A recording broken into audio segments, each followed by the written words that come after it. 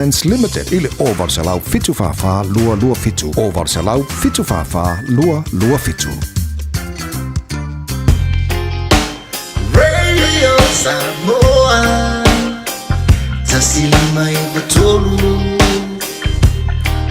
amu. Radio Samoa tasili mai batolu amu.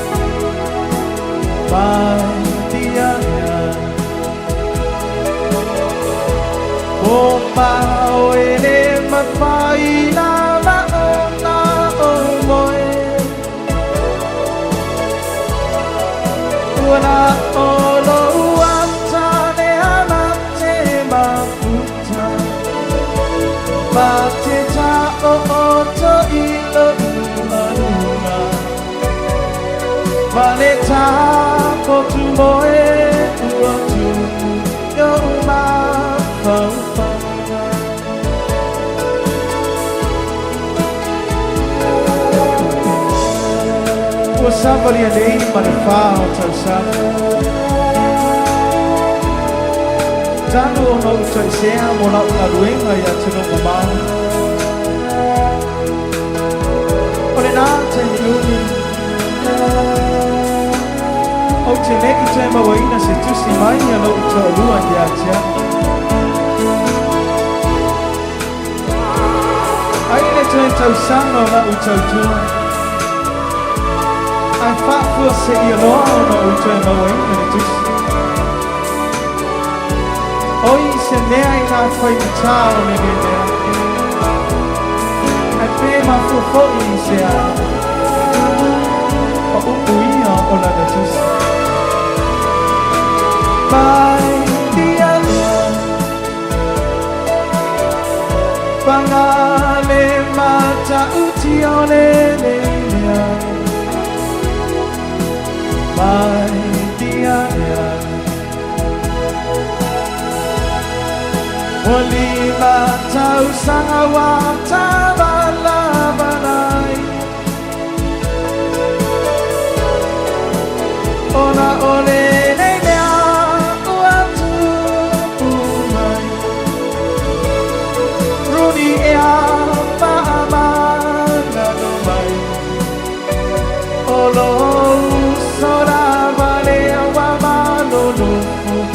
wano paihai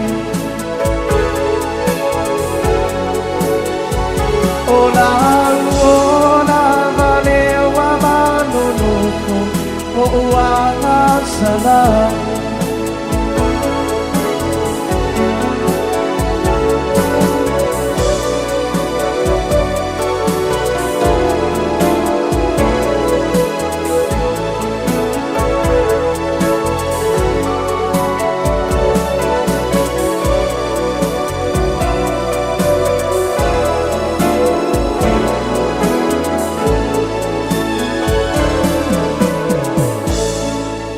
Right now, whooping cough is on the rise in Aotearoa. It is highly contagious and can put newborn babies at serious risk, especially during the first 6 weeks of life when they're still too young to be vaccinated. So, if you're a new parent or caregiver, getting your baby immunised against whooping cough on time is the best way to protect against infection and reduce the impact of the disease. The vaccines are free and given when they're 6 weeks old, and then again at 3 months and 5 months. You'll need to book these in with your local vaccine provider. And if you're worried your baby has missed some or all of their immunisations, it's not too late to catch up. Let's protect our most valuable taonga. Immunise. Talk to your trusted healthcare professional today. O e mo mia singaluenga le customer service, hospitality, po le avea fo ima leo leo. E te leo mautinoa, po o fea e amatai. I le MSL training, mātou te whesoa soani atu. Mātou te malama o le amataina po le toi fo i atu i aunga. E mawhai ona whaafai ta. Ai olo o iai le mātou au sosoani wha maoni. E taita ia malangolango ina oe i lau malanga. O le MSL training, o se ainga. O se nofuanga i langolango ina oe, e wha malo si au, ma wha manatu atu lau sini wha atu. Asi i le msltraining.co.nz. Pevala au loa, le o valu se lau, lua, fa, tolu valu. O lolu manai, e a mata atu, I inei. O mana umie oe po se isi lo a inga se fisoso ani tau fe malanga inga moni usila. I mata au po pe o le vaita mai no whanau po ngaluenga. A whai o lau tali o le ioe, wala au loa Ken Ferniho o le Fern Immigration Services. E iailana lai sene, ma ua silia ma le se 15 tau sanga o lana tau tua. E toa tele tangata o fisosoani iai Ken, I mata upu tau fe malanga inga. E au fia I mata upu na o atu le tribunal, ma apili le minister. Tanga iane I le mata o Facebook, ma le upenga te whailangi I moli mau. Mo nisi whamtalanga, wala au mai le Fern Immigration Services, ma tala noa ialu isa, I le oiva, lua ono lua, tolu lua lima tolu, lua ono lua, tolu lua lima tolu, po le o lua tasi, tasi lima tasi, o lima. Mātau te whaia ni fo aroi le aso lava I te Fiafia Mai ai I le Shine Dental, ai e iai inga whaapitoa. Mātau te salia le Afterpay, Zip, Q-Cards, whaapea Wins Quotes I le Shine Dental. E whaia fua whaatalanoanga ma le ACC I le Shine Dental. Le aise tongi mo whanau I le bao le se furulua I le se furuwalu tusanga I le Shine Dental. Talanoa mai le tongi ino le whainga o nifo I whaunga ai le Zip, Smile Now, Pay Later. Le aise tului I le Shine Dental. A Fiafia Mai le 575 Great South Road, Manukau pe wala au le lua fitu ono fafa, lua fitu ono fafa, mo le Shine Dental. All I hear is Radio Samoa, Radio Samoa, Radio Samoa. Tasili mai vatolu amo. Radio Samoa, kasilima iba po amo.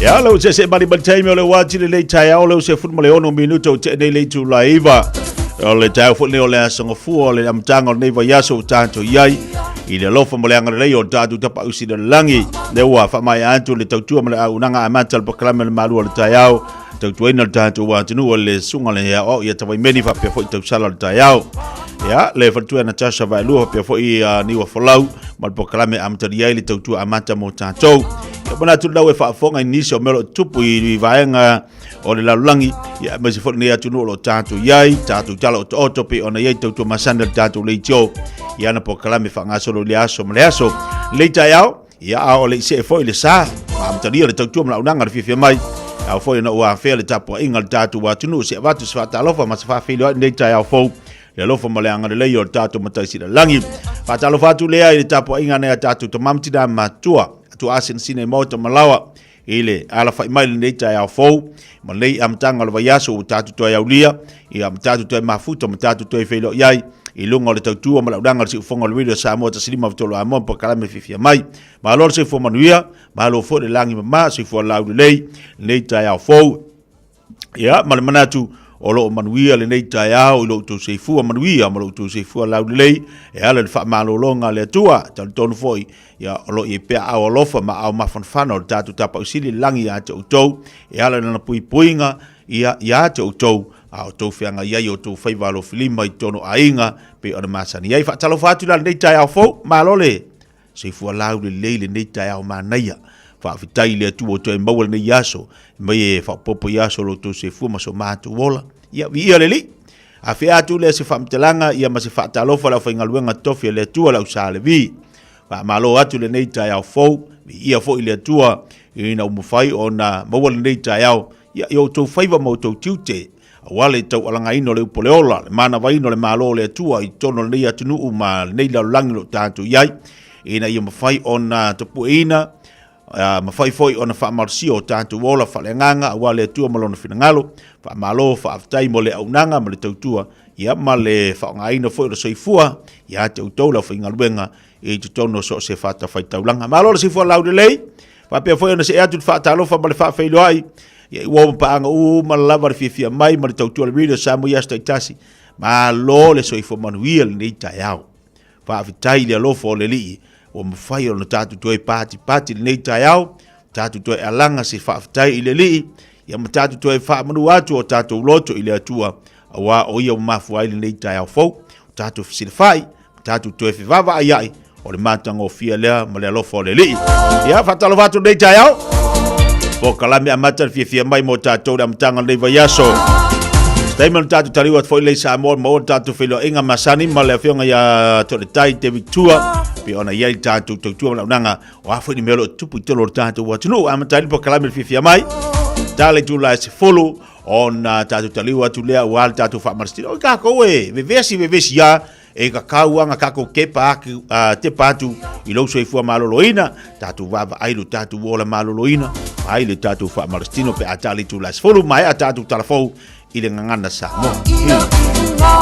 Le iar kako vevesi ima o ia le ki whaalonga kuro kingo ngai ke whaalongo inga le ngaia le losi ato atoa awalan ingalu i ato o le tātou whaamarastino le tai au.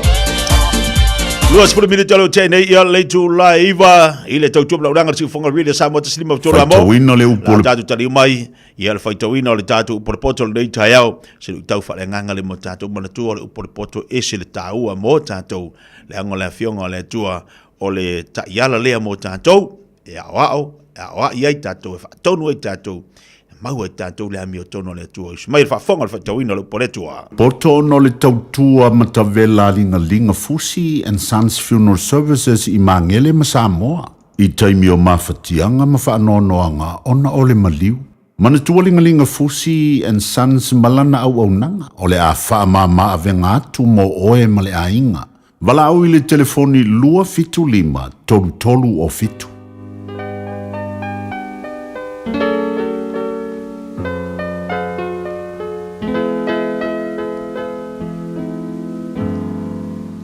Le faitawina le upole le nei tai au. Ma mele tu se le whaat oto i lona mata upesifu. O whaata oto Solomona. O le atari poto na te whaafiafia i lona tama. O le tama valea e whaanono ai lona tina.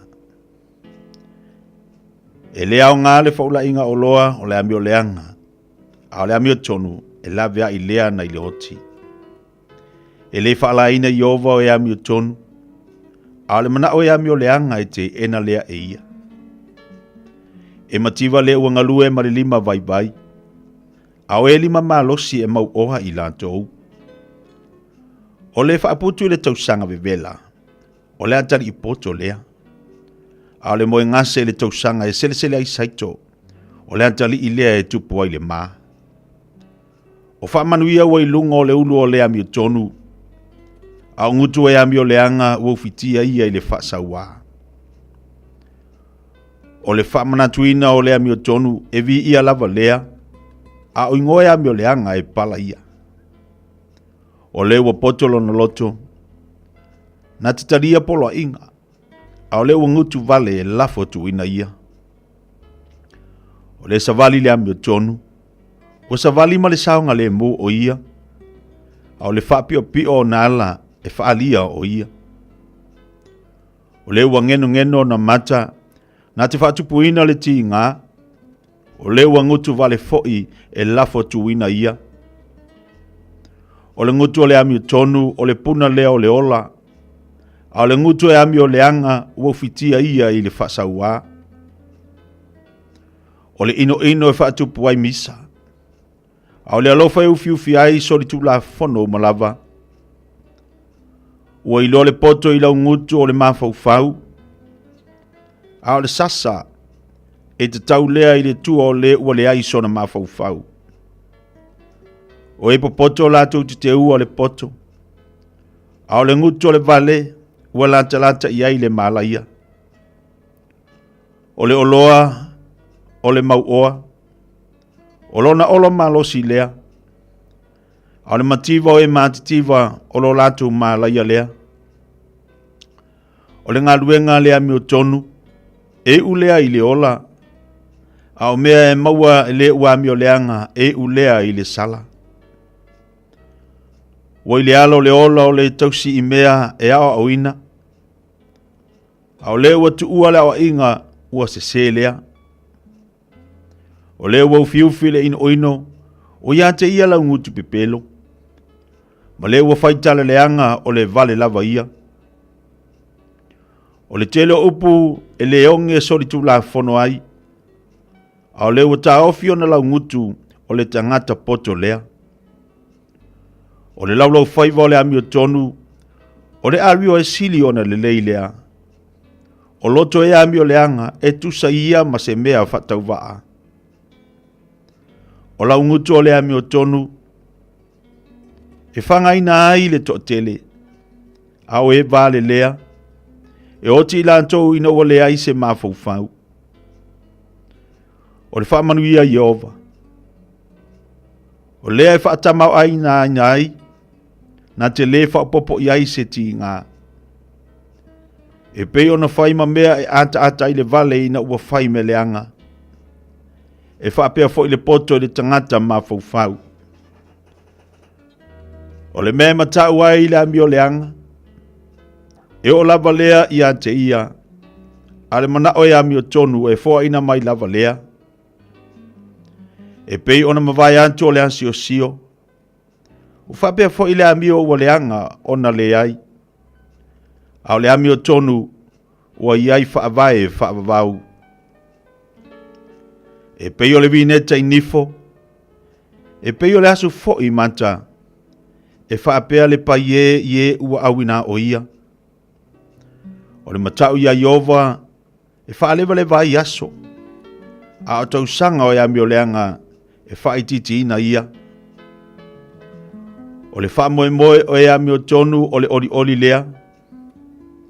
O le whaatua tuanga o e ami o leanga e uvale lea.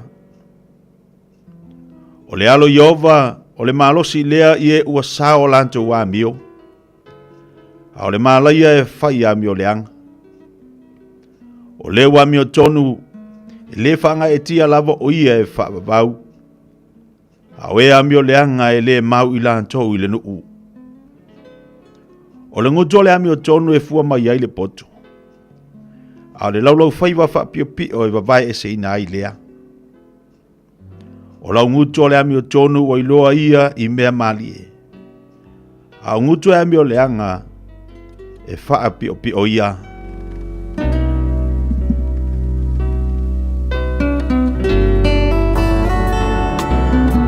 Ua awina atu le upu o le poto i le nei aso o no le langolango mai a linga Fusi and Sons Funeral Services. Ua mawhai o na tu whatasia o au nanga tala whea ngai i ni tau ngofia tele. E fsosoni atu ai, a o whea ngai oe ma le popole ma le whememea. E mori whaatasi atua I ma wha mai senga, ma wha mawhana whananga mai alingalinga Fusi and Sons mo a inga uma o Samoa ua whea le maliu ma le oti. Malau mai loa ia lingalinga Philip Fusi lingalinga, to ia whaapō lingalinga, to ngia si ulavea, pe susu mai I le luas fulwalu Canning Crescent I Mangele.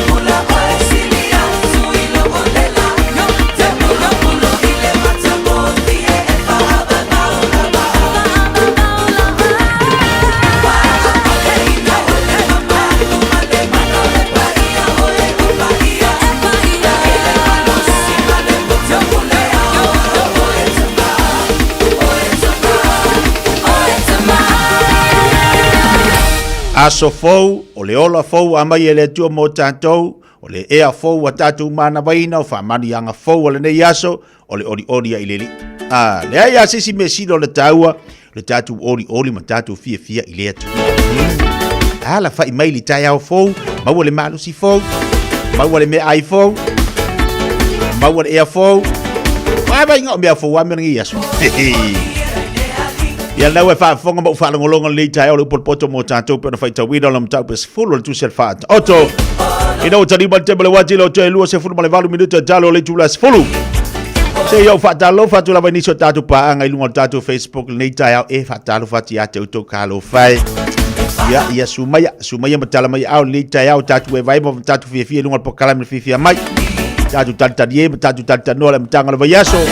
aso ngafua aso fatutunga ta ia pe ana fai atu po le ale fa kuku ngaka e mafau i pirikokongi e mafau i kamaiki e mafau le luma na imanuia le ainga ia ele ai se fa kuku ngaka e ke usu ale kaya e saun ia se mea e te ilo ai e whainga tale o langa nei pea e ala tai au whailau whaaftai le li le malo si fau pui o i lau ngaruenga e punga lau kaavare e alu e anga le kunguringi a ele arki a ele usi ke whainga ruenga ia ele a ia ele mawari mea i konga ka poki mal pusa aisi io a ele usi ke whainga ruenga ke vai aku ia longa winga ua mare kusi a inga yonga le whare whamare mole ia si a ka kwa mio ua re kukongia mai le vai aso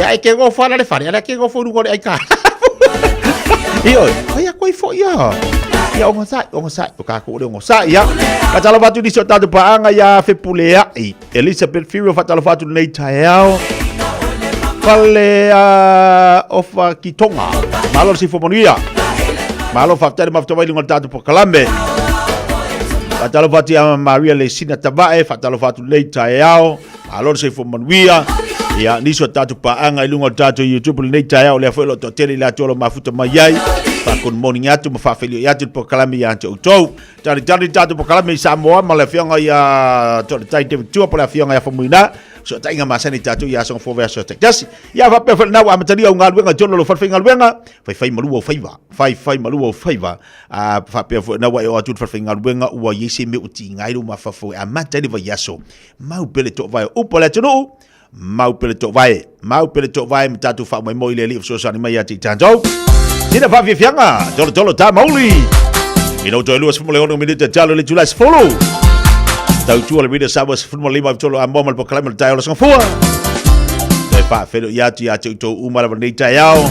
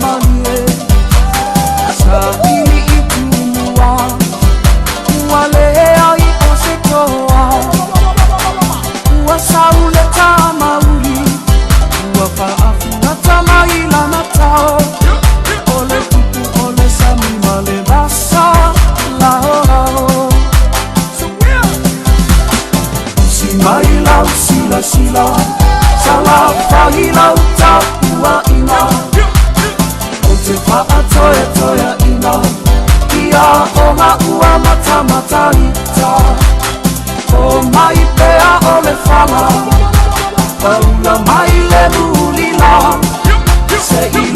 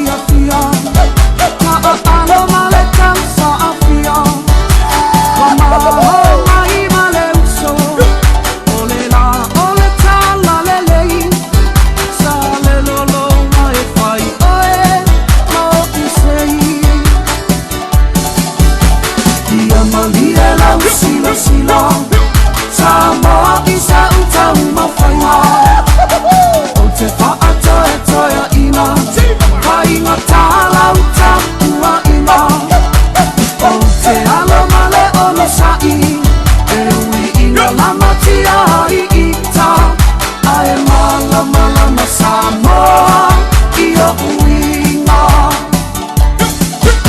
Ae mala mala ma Samoa Ia uinga Ia malia lau sila sila Samoa isa utau mawhainga O te paa toe toea ina Kainga tāla uta iwa iwa O te ala male ono sai E ui ina lama tia I ita Ae mala mala ma Samoa Ia uinga Ae mala mala ma Samoa Ia uinga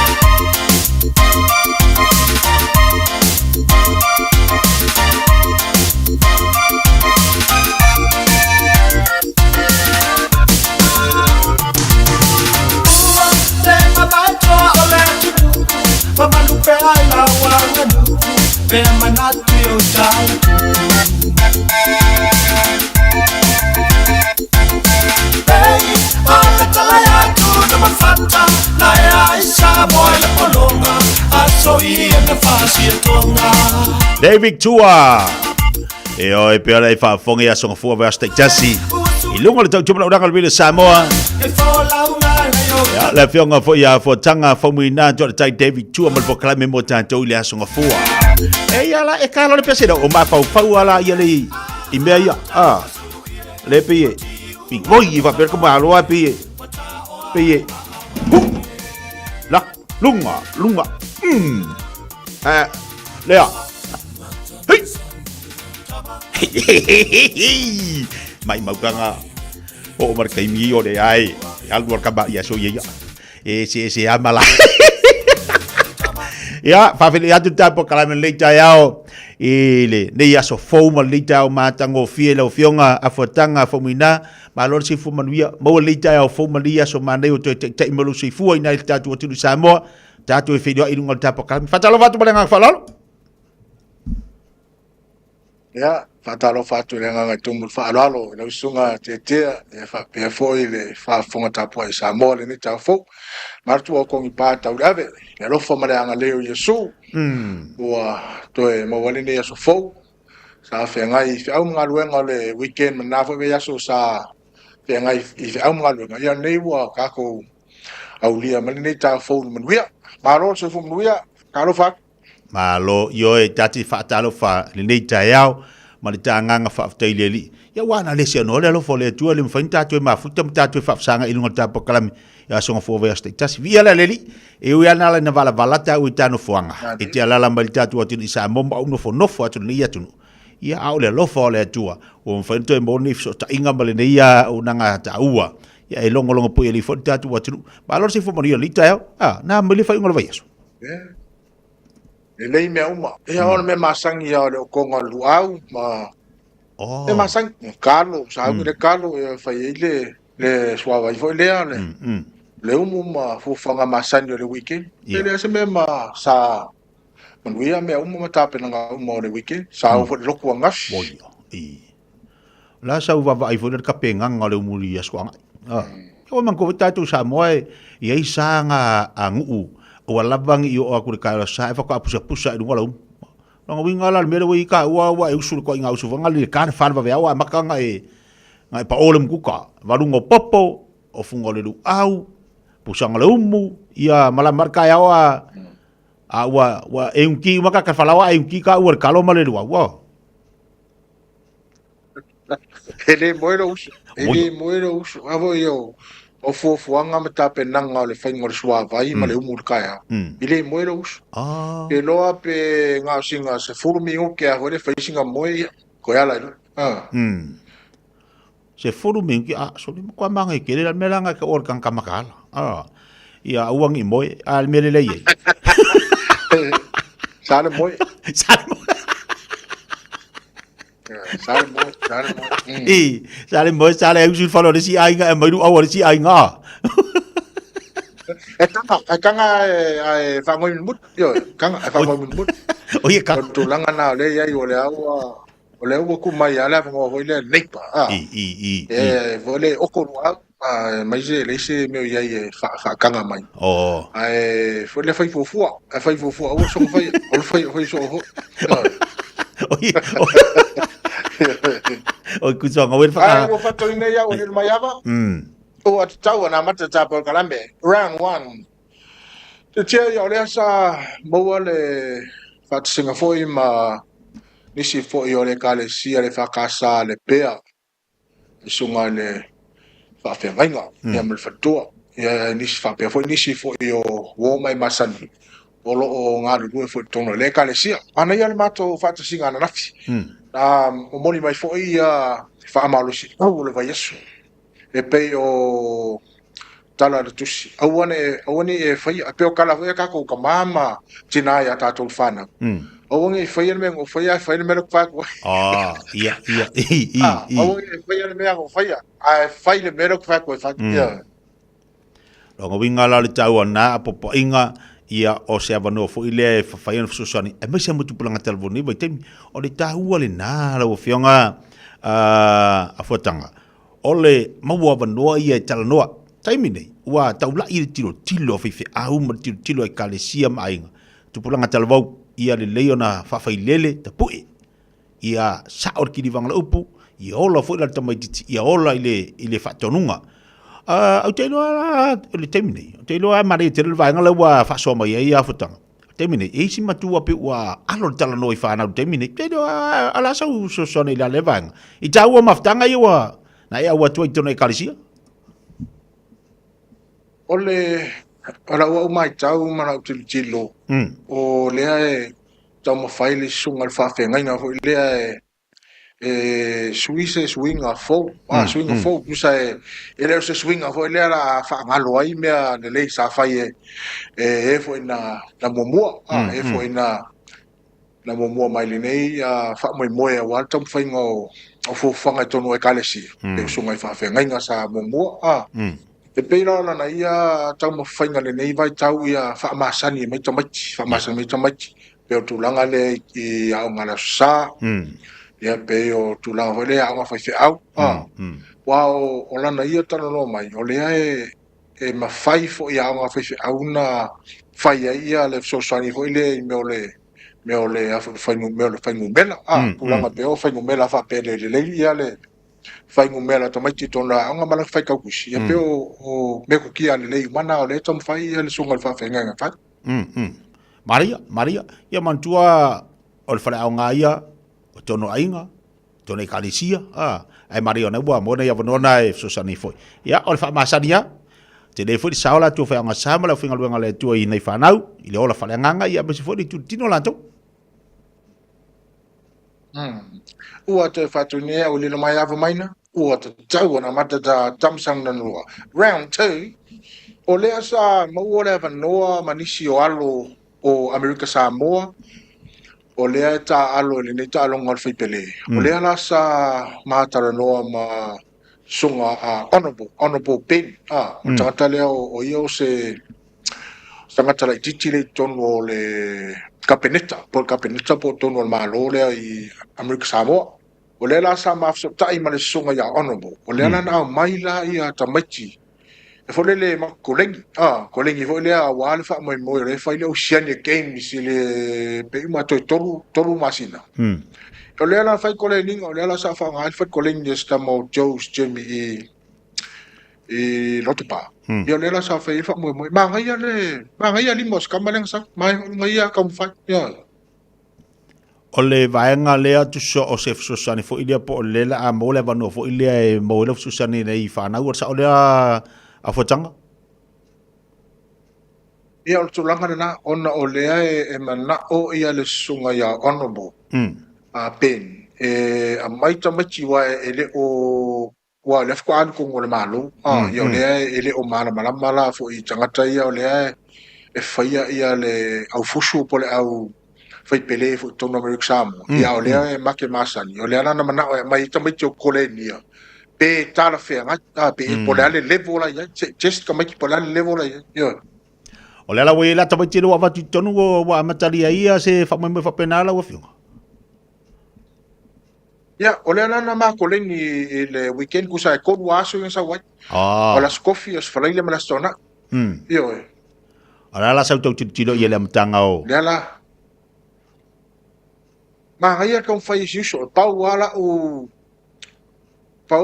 kilo fo ilea I se mea e mana mia le sosuan. E peo tūlanga le I tausanga. Ia wa le sausi uso ua tosfu fiton tausanga. Ia o le ia ki e pea le e tūlanga fo leo le mana o talo. Ia peo le tūlanga na e whawhengta. Ona o le peo ua tosfu fiton tausanga. E ila e le laka kilo fo le ngai oinga. Ngai oi. Peo kau silo. Ia o le manga o ia ma le loko. Wala ia. Sa le whengatana o le la ua kilo mala maita. Ua o kau waru lunga tau sanga. Ia alona ia tau mawhai ma le mana o e representi a Amerika Samoa. Maanga ia ke. Awatanga, mane tira le vai ngale infela na saunua. O a tonu tau sanga e te tau wai li tama. Ia po tangata fusu ona fiti le malosi. Ia masawa ili olima. Ia awa le to telefoi tapa anga le whaafonga mai, le wharangolonga mai nai Amerika Samoa e temini. E tau ona mata mai ato no pe ia le tala tusi o tama tusa mo nana o la titi. Ia. Wa makua ia ele ko fo ese ai. E pei fo la na fa pe na la o kilo le talonga. A kama va ve amata mai o se fulu tau sanga. Fa solo mai ya. Wa e o kwa ile sfulfitu ia o masani mai loa ia tulanga tau fai pe o le vave ma losi. Pe ko la fa pena. Ana ia. La sau o e whautuanga whai lea mo i lantou ia wa amata o pila le e siuso le pase alo le mai Amerika Samoa le o totu suma fitau sanga o le matua i nau o le loto la iai o lona mawhau ma kua I se lau pase na lona whati ai peikai I la o sila sila whai a onga o levo fo ina I tutono talonga la sa e whautuanga ia te lantou i olo i le to ina maonga e mo e whakaungu au ke ro ma kua I oversidong. Ja, e fo ngai me ko ki e fai fa va be. Okay, ia. Ang fa va be le o lima fa va be lo vai ko e ko ngai e ma fai a fa pe ya ma ka lio tala fo ya me ele fa e le wala fai fa.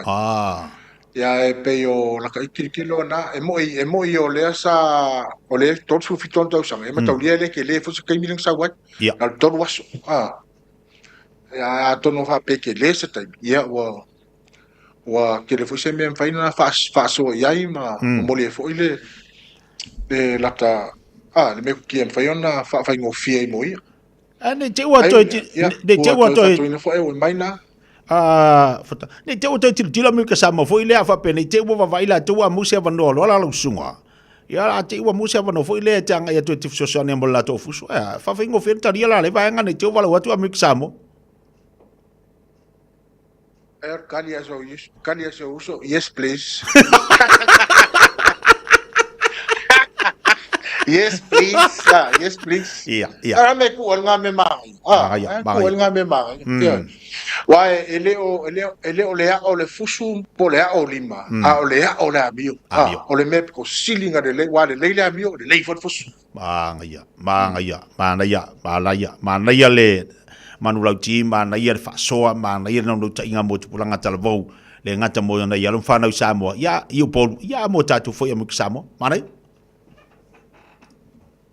nana ia mo to fa tu ne ya wale mai ava maina o ta tau no fa mo ta programe round 3 to tia ia pe on masan ya to tu ia lo sunga mata mai sta fa malu au le nei va yaso Mana ya tai ai le am tanga tapo kala mendi tai au fotanga ole mo na fana ale upol poton na faita wina nei le mta pos full fata auto ole tari poton na te fa fifia ino lo tama ole tama valea e fa no no ai lo tina ole ta uala lo no winga mo tu pulanga ole amio ale leila wa amio fa fifia ino lo mutua ale leia me fai fa fifia ino lo mutua no winga so se matua e nau ia le leila na fana o so se matua fo o alanta mai tu sa malo le li e mal tala tu se fata o tol nei tai o le tama poto e fifia lo tama al tama vale fa no tina poto la tomati ma e fifia o mama tu tama tina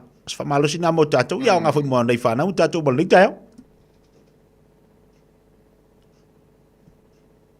ai koi ma ia le fa marsi ola fa marsi au o te mana tua se o tina ia fa ru ora no matua la nei e pola na vai ai o le kele fo ko o ke man ko alo matua ne o fo les fo tua ngalo matua nei of kindness act of kindness o ke lo fa sa mo ko nga mer nga o ke lo ya u se mele le ke fa ya mo le sitangat se mele fa mo istak ya va fa mo fia la tala ya mataulia ele kusa o mas ya e va ai la lo uso pos pela ke sa vali ai va ile ska kan fa pe good morning good afternoon hello have a good day man we are was tarf ya wa ka ke le ka ikala me la tu pulis tanga lo ka fa ka lo fa mo lo ka am veo ko falling a fia su ye wi nga pela ole fa malusi au na le ne ya so tinga ya fo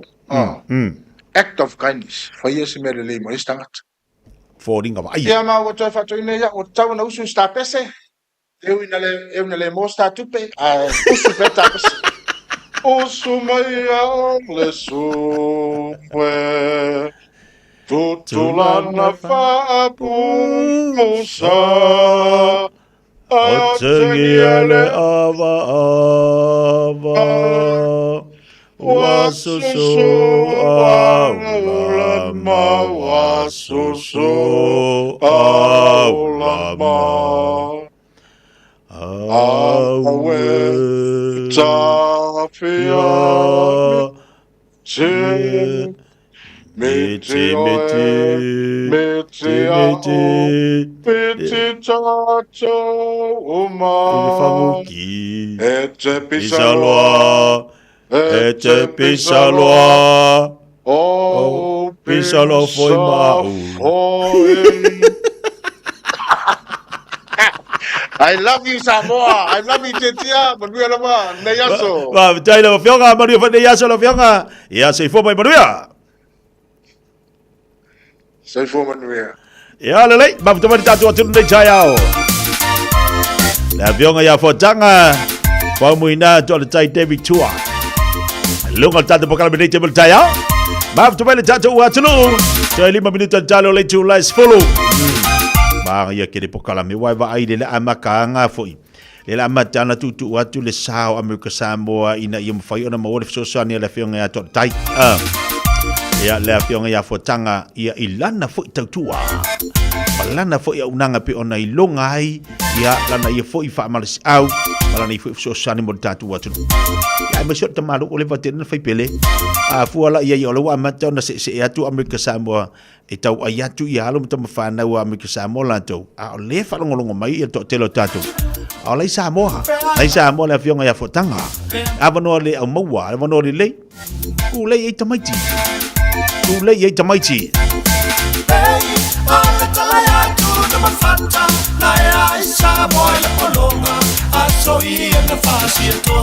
Dai bele wati leo toi family to challenge Julas follow to fa salawino tatu chala vai fanua. Ile tau chomla unanga. Ale pertu ya salva masemino.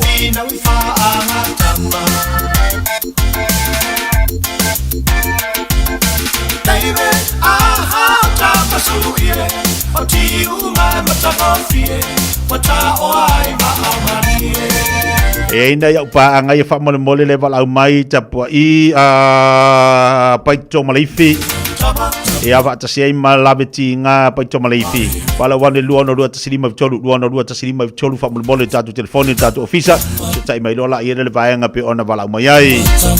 Niso tātu paanga umalawa o lo mawutoma leitai au. Tau walo fatu, fatalo fatu, po kalabi ya joe. Te lava na te wafuta mai ai. Mai fai maari re kaya.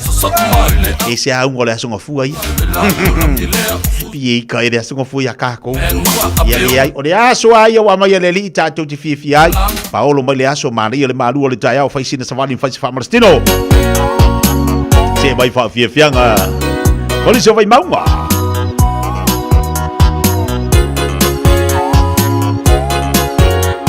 Amalo tia tau siri kelesi malosi fo mani ya mai siri Australia. Maria Rosa Pio tuia, fatalo vatu nei tai ao. Foa ifa manu malo fa tele maftamai. Tolu farsi fatalo vatu. Fatalo vatu singa fa tai fa matuai no alo vatu cap. Ya joy mal fatu malainga.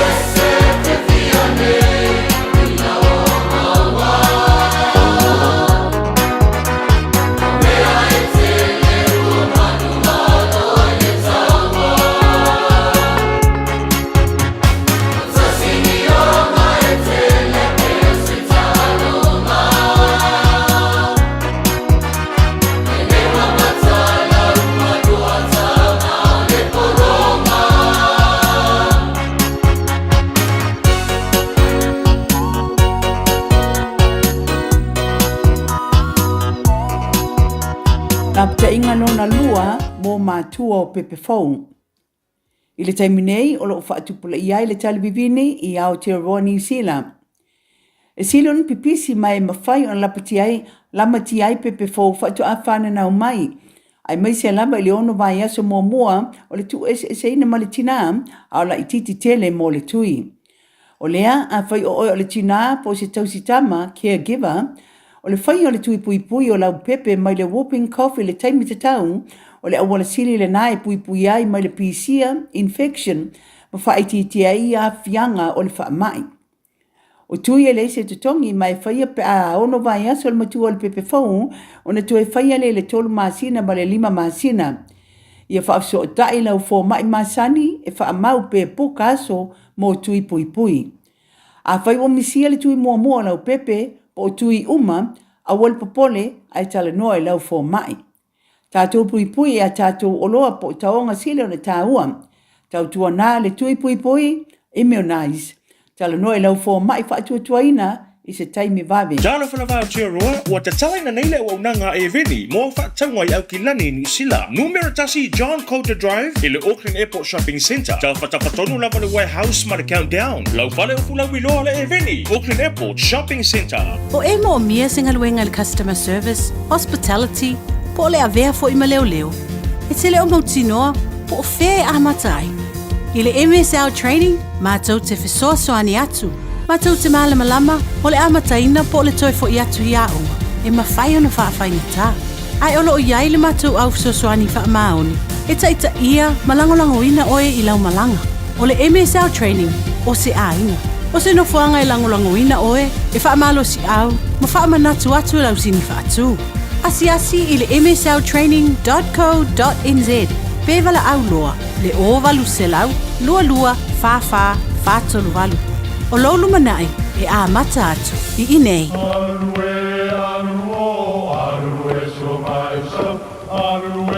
O Samoa o le atunu ua mai au na tofi. O le la au ua mai au ngā tātulanga, e le to e tau au whangaina. O le vai fo i ua malili, ua mai au na saiki. A o lau polo kalame o le vau filifili. Ua na o se toi wha manatu. Ua na o se toi whangu ia ua nganuu Samoa. Mau upu ta oto, mau upu tu. E ala lea i ala ngā upu ma muanga ngana, ma le vau ngana. A wane i emisia le tātou polo kalame. Ia fiafi o aso lua ta itasi le itu lae valu i lunga o le Radio Samoa. Ia manu ia tele, lau mai moanga ma lau whaasaunga Samoa. Talofa, we're the Katinas, and you're listening to Radio Samoa on 1593 AM.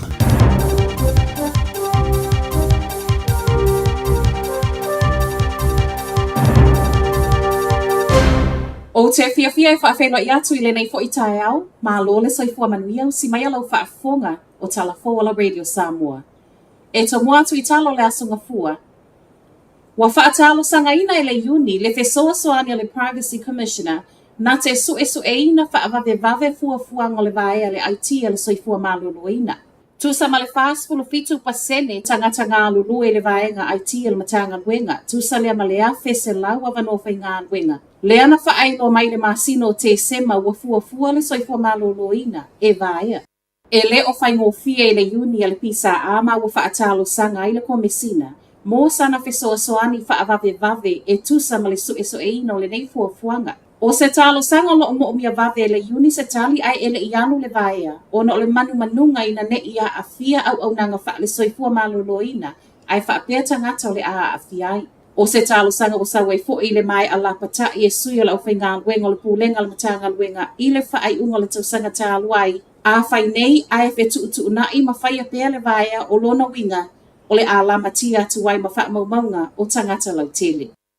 O le sole a whai ai sauninga o le maliu o se tasi o suisi ni o le Kenya le Mongrel Pi Hawke's Bay ma ua au mai ai fo I ma le lapata inga mai leo. Silia ma le tasi se lau sui o Kenya le a wha atasi tasi I toi sauninga I le so wha apea ai. Le mole ina mai o le tino maliu mai maho e mo teo. A o sauni ai toi sauninga o le so wa wha amauti no mai le ofiso leo. O le ua au mai isi leo mai isi nu utu a oi e fesoa soani leo Hawke's Bay. Ma o le tau lai lava ia puipuia tangata lau tele le wha mua. O leo nga fo inei o le a whaiai masiaki masani e le ngata o le manava mo ave ta vale ai wha apea pepa o ta vale.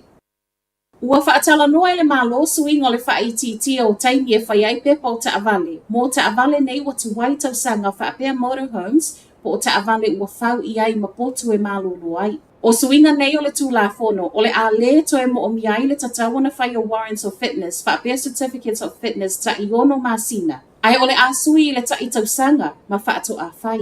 O ta vale tuai uma fo I o ta ua e anga wa ape a wha apea, wasilia ma le wha se fulu tausanga le mātutua.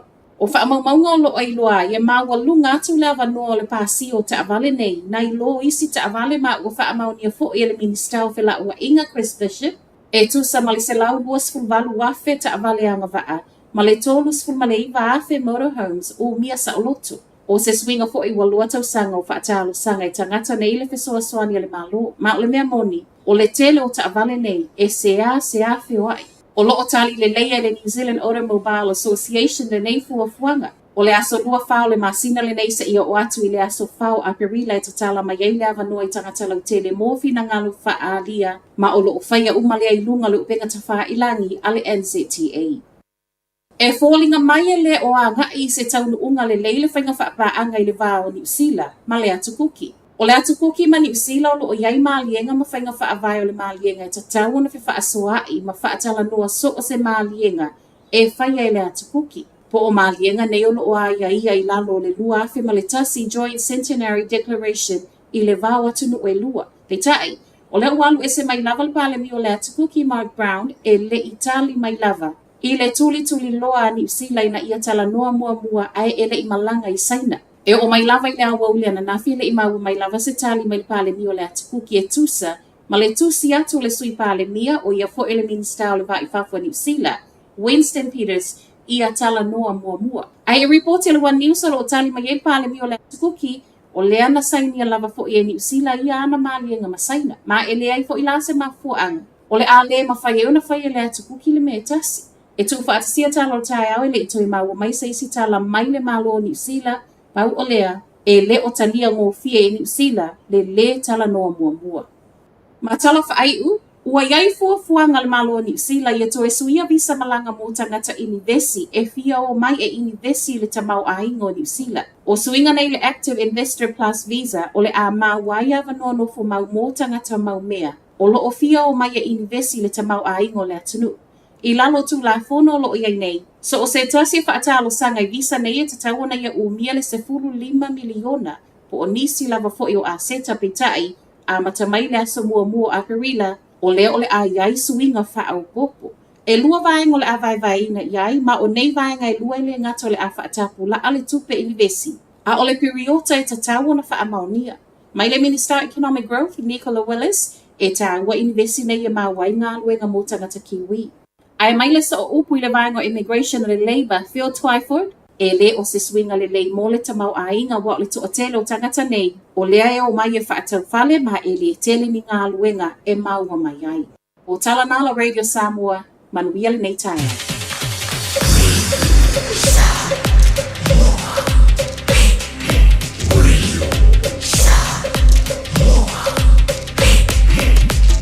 Tasi limoi vatu, amo.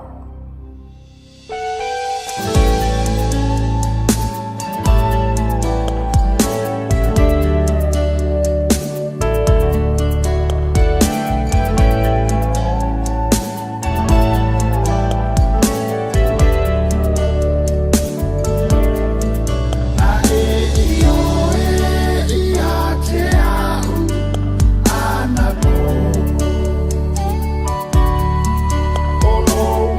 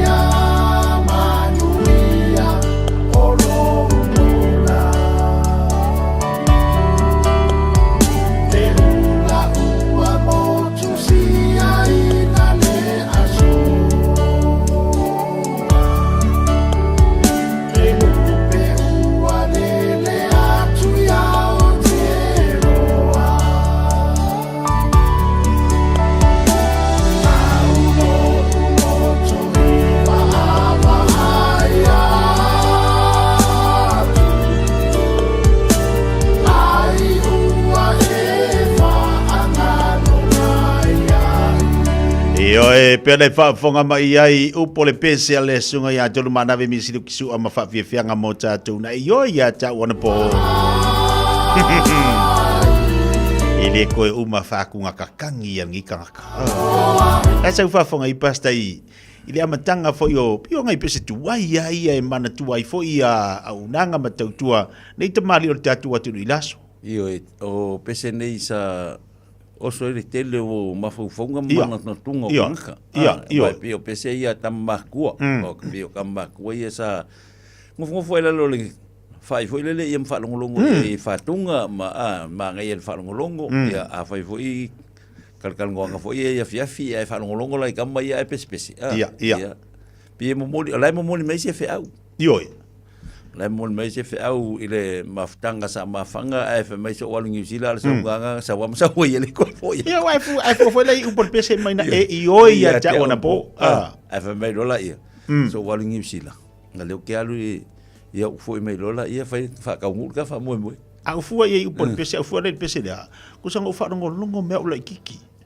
ia o ke minga ia ole pese nei lau lana kasi le uso wale bana e lang masangi no mai ke ro foi fala o ngale a pesenga ia le pamu voi sa fa sanga esko ale a punginga le sai le falsa tuai foi le le tempo tuai el mamonga kasi la le uso lan masangi ngai wa tua o ile pe mo vai mos ia o ngala ma ke o mai mak fa longo I pese le uso le ai le puea usa la ko fa makaka mo mak fa longo o mai ku pulang ia ma ke bi foi o mai ngul pulua si ai nga sai kueng ngale tu lo lat no yang falong le ia yang fa kunga ai ia lu pue usa pe o ile pese yang pese ai puena o ilang o falong mai pese le sunga ya mana be misilu kisu I kai mia o talvou le uso on manga ia yang fatunga mo moli se fe au usa fe usa o pe io usa o le tautonga foi le sa fai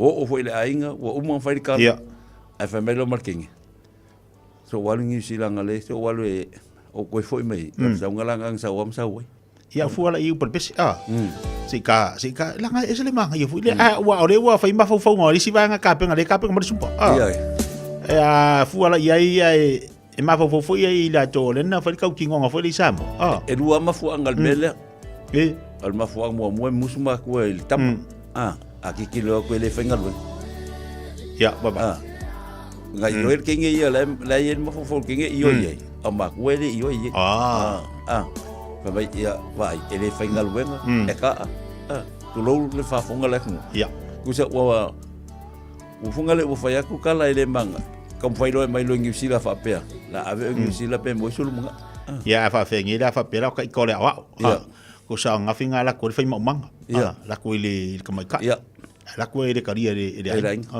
ala ku ka mai ke finga lo ngale pen ele mo ku sala le fa du fisa selma fo fa ole o kupe ai la ku lo mala ka ikala le le ka la ku lo ka ke ai ka sil ka mai ka e ko pa pe malo mo ko le la a ver ka mai fa ngal ngale di e ai ke wa ke wa sauda o ngi ai ke wa mo si me fo ngi ada nga yo ye dai yo fe ngi dai ye wa pe o pole pen por fe mong pa ko foi de no iyo e pe yo wingang na ole pese le ku sa pe o si tanga te fa penga te ole fa mai ia adu ngo fa male o manguiang ai lo mana o kengi pe tanga ba fu ele fi fa ku la fi finga renga ia po la finga renga bank po se mea la fi finga renga ia na onga maku al mena le ke nga tu po fa fika i mana onga maku e lo mga ongol ka me funga de avelo como le onga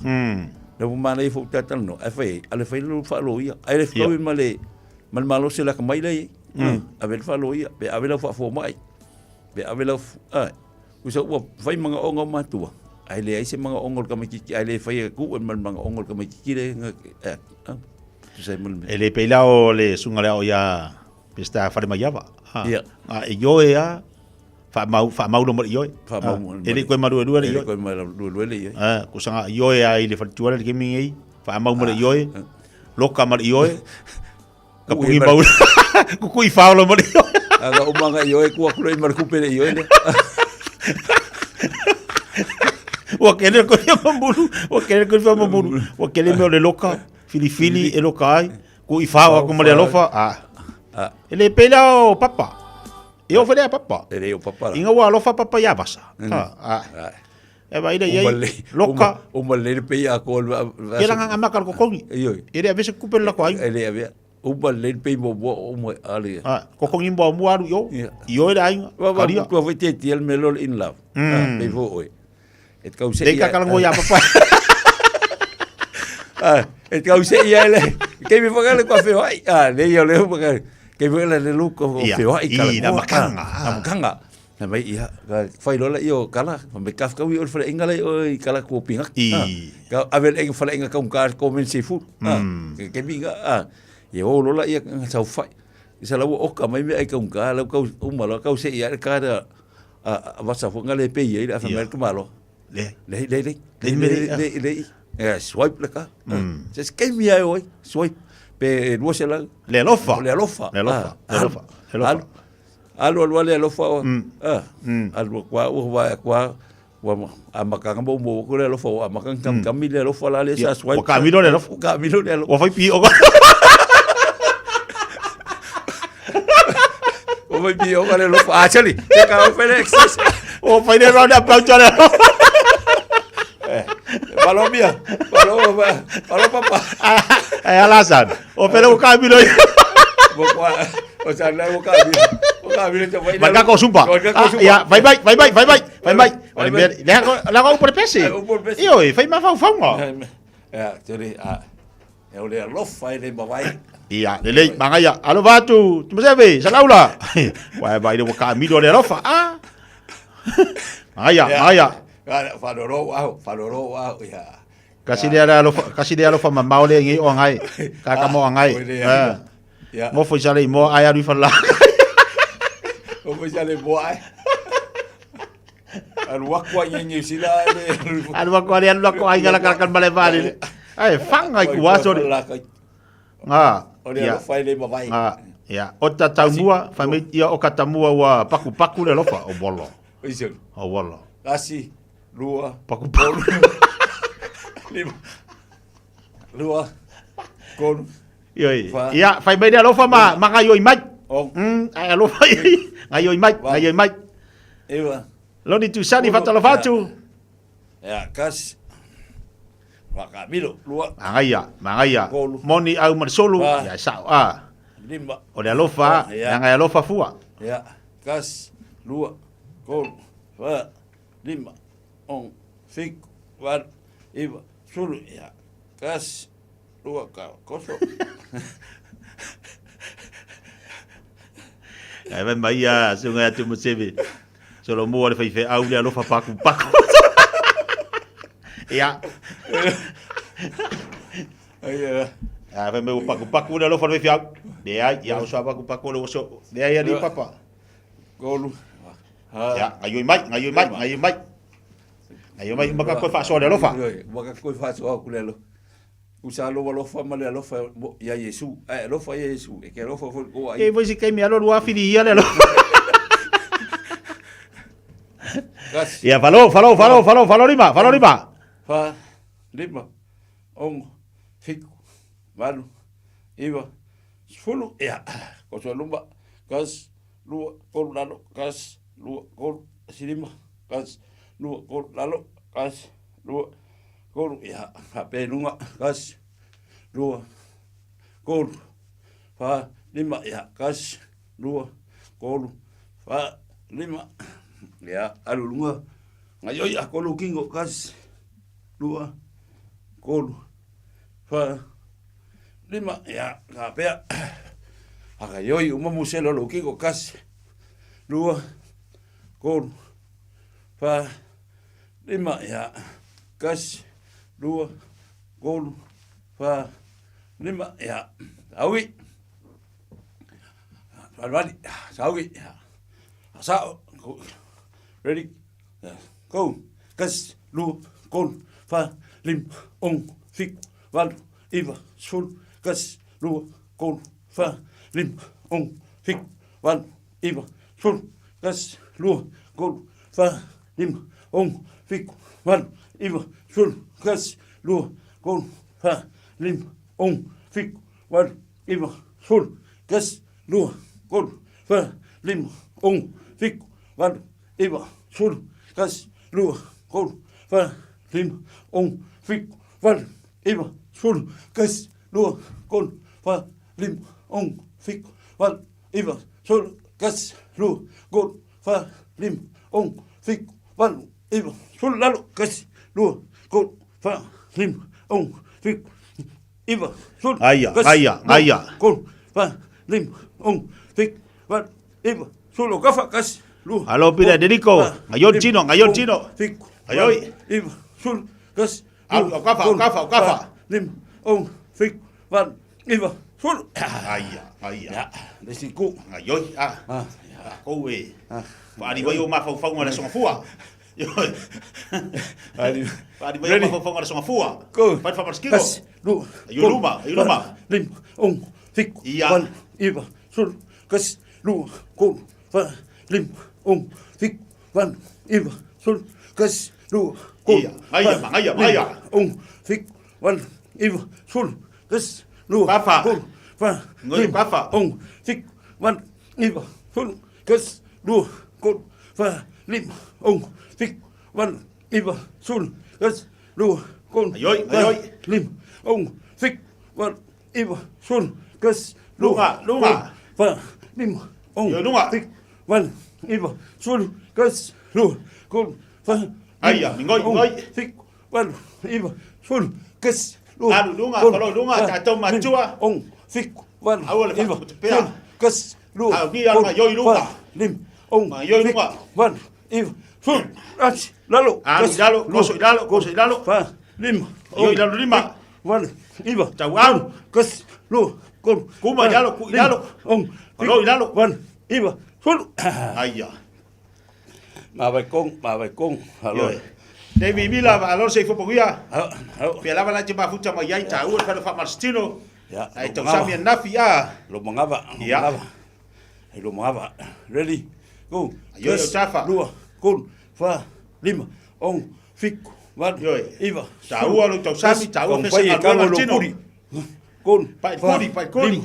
Ong, fik. Me oi. Ai o kafa. Sul, kas, lua, kon, fa, lim, ong, fik, wan, iwa, sul, kas, lua, kon, fa, lim, ong, fik, wan, iwa, sul. Aya. Maaya. Ai falo honga le ngala ma, ngala lu faka ngala yu limba. Falo kua ya. Usa onu fa be ya kinga Ready? Koso. Kas, fai maria tostoso maria tatou matua, fai maria tua, awal tok topea, aluluma tua. Lua, aluluma yang ayo yo tau au, ong, fik, wan, iwa. Ayo tau au ni sila na taua. Fa, lim, ong, fik, wan, iwa, sul, kas, lua, kon. Ya fangayoy. Fik, wan, iwa, sul. Mangaya. Rani. Ya, vai. Peu di malunga. Lucia meia. Lunga ba. Lalo Tapia. Awal al kele lunga, o foi al kele lalo. Pian halfway. Kas, lua, kon, fa, lim, ong, fik, wan, iwa, sul fa sao, kas, lua, kon, lunga, ngaya. Ong, fik, wan, iwa, sul, kas, lua, kon, fa, lim, ong, fik, sek. Iwa, sul. Mangaya. Oka. Quite beautiful. Kala ia vai. Ke sela ke faru kai. Kas ku ngulu ulei luma vai limang vale vai kam kau. Ready? Go. Ngapa? Kas lua kon fa lima ong fik wan. Yo mangaya kele. Full.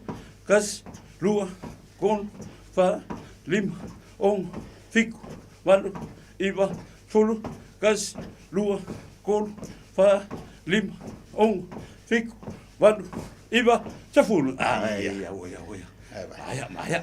Halo Pipine Levi atasi by Brisbane ngaka ko super ke kayau mangava halu ready sa sol 5 hatalo fato le chayau kas ayoy Martino kon awo ke popole foi lista ngata si ayoy ya ta ua ia ayoy ya oye iwa sulu ele mete ilo e mawe lo soi forma loina kon Anu, ya anu kafa.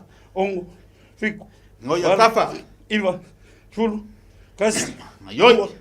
Kolu, fa. Ese de mangai ya a. Ongo, fiku, walu, iwa, fulu. Aiya. Wali. Ya fa kasi ya sifo malu inga malu fifia. Yo. Paling me uma. Ya. Ya malu ko anga Saulu vai lunga. Saulu vai lunga. Ya. Yo. Ready? Go. Kas, lua, lunga. Fa. Apa pere fai ngasi ya. Fiku. Wan. Alfa pea tato ma tua pea pere fai ngasi. Kas, lua, kol. Ya alfa pea. Lima. Lo alfa pea. Fiku. O tato ma losi. Iwa. Silade ya pau. pau. Ah, ya. Ya. Mo mato matua. Alula lasi dia. Ya, vai. Asa o leo lima. Ya. Ya. Ya la ya. Ya vai. Vai. Kas, ya. Ready? Tato matua vai mai. Makua. Ready? Tato matua. Go. Pea kas. Kas. Ya, liliu. Kas. Liliu. Lua. Ya, to liliu na ngabale. Go. Liliu to matau. Liliu na ngabale. Mo tato matua, liliu to matau. Angabale. Ongo. Tamatau. Fiku. Angabale. Tamatau. Ya, mai ya. Tamatau. Tafulu. Angabale. Ya. Saul bese. Seki. Ya. Mang betul. Atalo fati asulu. Ya. Yo, mai lo bese. Shake my love, so I feel it shake. Se faz nem é que dum é que dum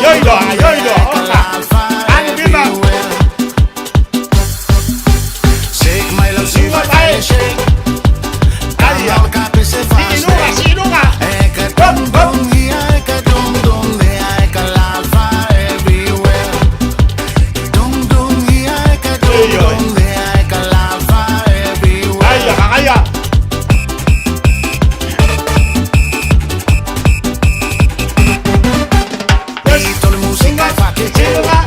Aya si vai urka kasar awa e pum pum here awa e pum pum there e ka pum fa everywhere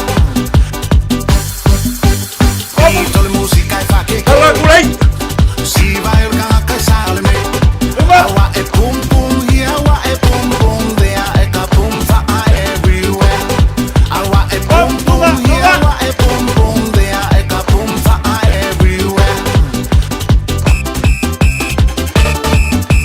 Olha, costa aí, pô. Costa. Oh, my love, se me lo. Sasa ma ya mu vai a Aí, tira. Eka via, eka there, eka fa everywhere. Oh, my love, se me lo. Luga, al kafa. Sasa ma ya mu vai a Eka via, eka there, eka fa everywhere. Eka via, eka there, eka fa everywhere.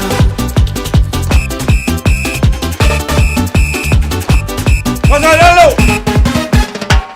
Leila lue away que vale. Mole pensé que vale. Eka bang bang here, eka bang bang there, eka bang fa everywhere. Leila lue away que vale.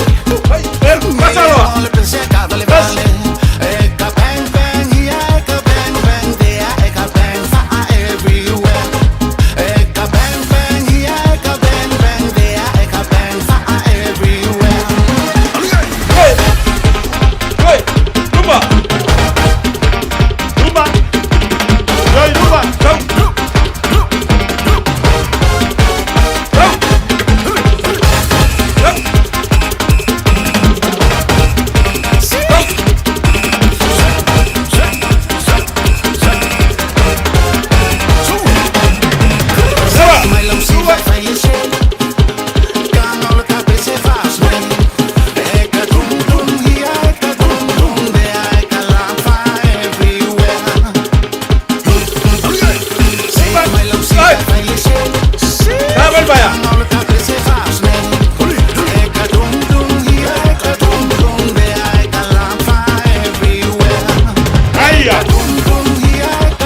Ay, ay.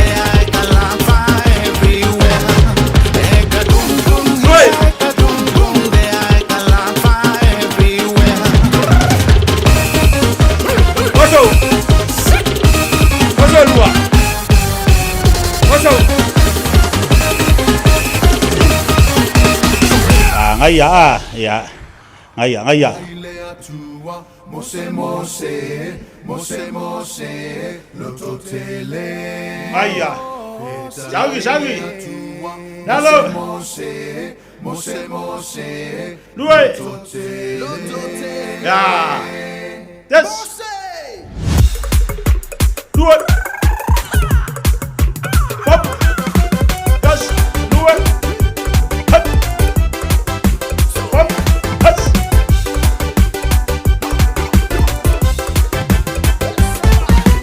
Ole fa alinga na ile mose lunga mama. Soi. La auta talana mu. Lumba. Ole meo foi ele ya faina. Lumba. La au ile afi wasao. Ole fa alinga na ile mose lunga mama. Yes. Lumba. Hop. La auta talana mu. Hey. Hop. Ole meo foi ele ya faina. La au ile afi wasao.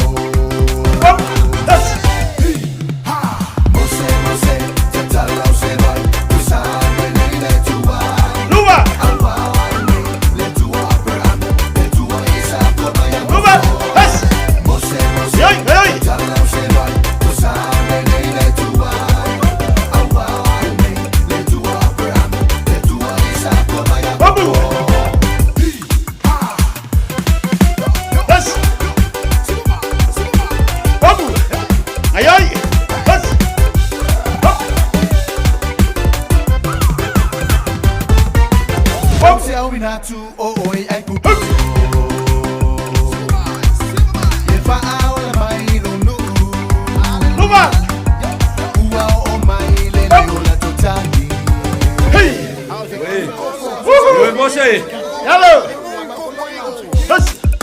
Mama pasa wanga apa. Oh se awi na tu oi ai ku. Lumba. If I all my no. Ua o mai lele o la tutani. Hello. Ya. Kami lagi ka. Hello. Mama pasa wanga apa.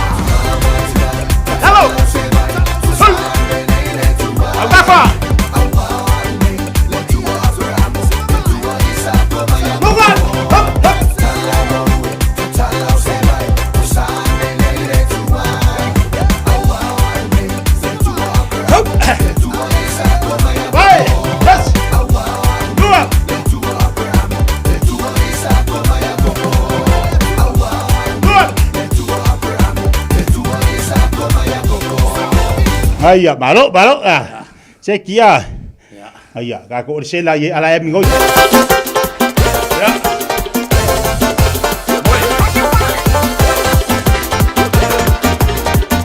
Ngoi.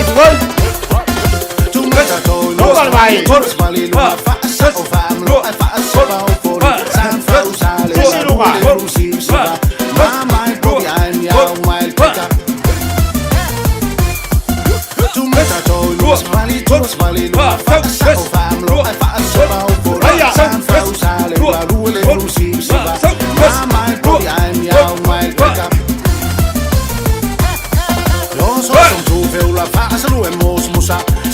Samoa FEB tie fat pisang mali e tau tuma sebang fai kupa so al me ai vai sme mawa so som tu veula fa aslu e mos musa sival Samoa FEB tie fat pisang mali e tau tuma sebang fai kupa so al me ai vai sme mawa baby,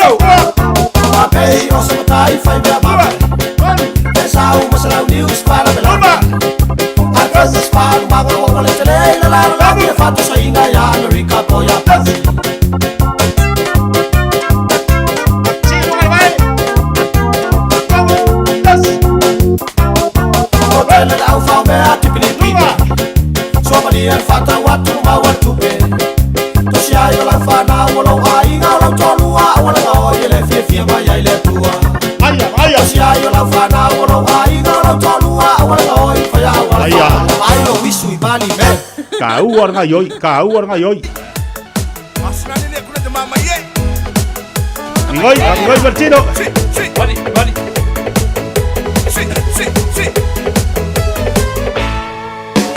Soroko de pongayo, tairi kita pongai kukurei, sina kukurei.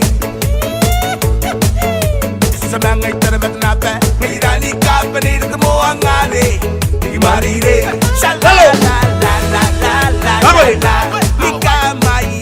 Kamaya Saroko de pongayo tairi kita pongai kukurei sina kukurei Ayoy sedangai eya irani kapani semua ngade dimarire shalala la la la la la ni kamaya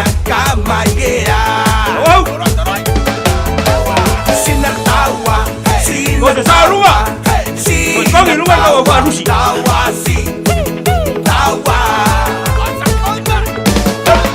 Masuk. Masuk rumah. Sina kona nimsa si. Tawa. Tidak kau terima, tidak kau sikat wam Hele mai doi. Doi mai. Ira que sound money, ira que siga tu sound nei nei. Mama tinna no. Papa. Mani nganga samani nga. Ni kama ye, kama ye. Alo. Makanya sini aja sendiri deh, jauh. Ira que koiteronga. Dai, kamu ya. Kamu yang kira itu. Iya Sofia via bella. So ya, apa? Ira que sound money. Kamu sudah. Siga tu sound nei nei. Kasih daun boleh nei ya. Papa. Nganga samani nga.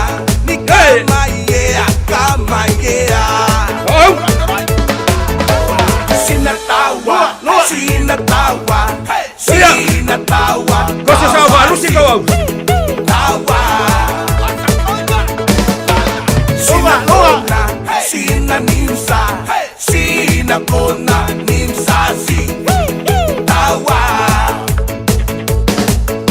Taraya, siroya, noa, soa, yoya, konano, na heta ne. Uya na. Uya ne. Maye no. Sinatawa. Ayah. Sinatawa. Tawa si. Tawa. Sinakona. Sinanimsa. Sinakona. Nimsa si. Tawa. Ayah. Halo Uma, kamu Uma kasih daun boleh nei ya. Balak yang pada kuale orang orang.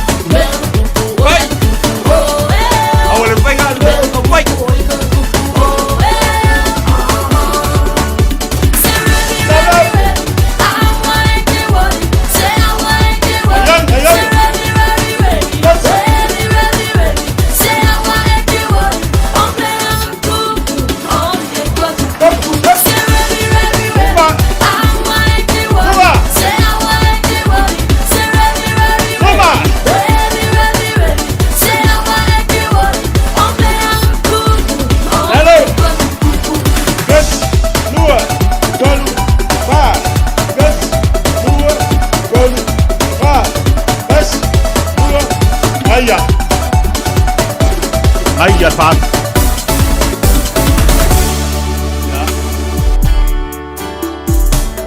Ya palo lolo. Masuk lebai, masuk lima. Halo Pak, tay bertatu Pak mesti le jaya oka. Aku lemang ayah. Mai lau cool down masuk wae koi falo le masuk lo wae. Masuk lo lima. Kangwa oi fai, kangwa oi fai. Ya, cicik jo.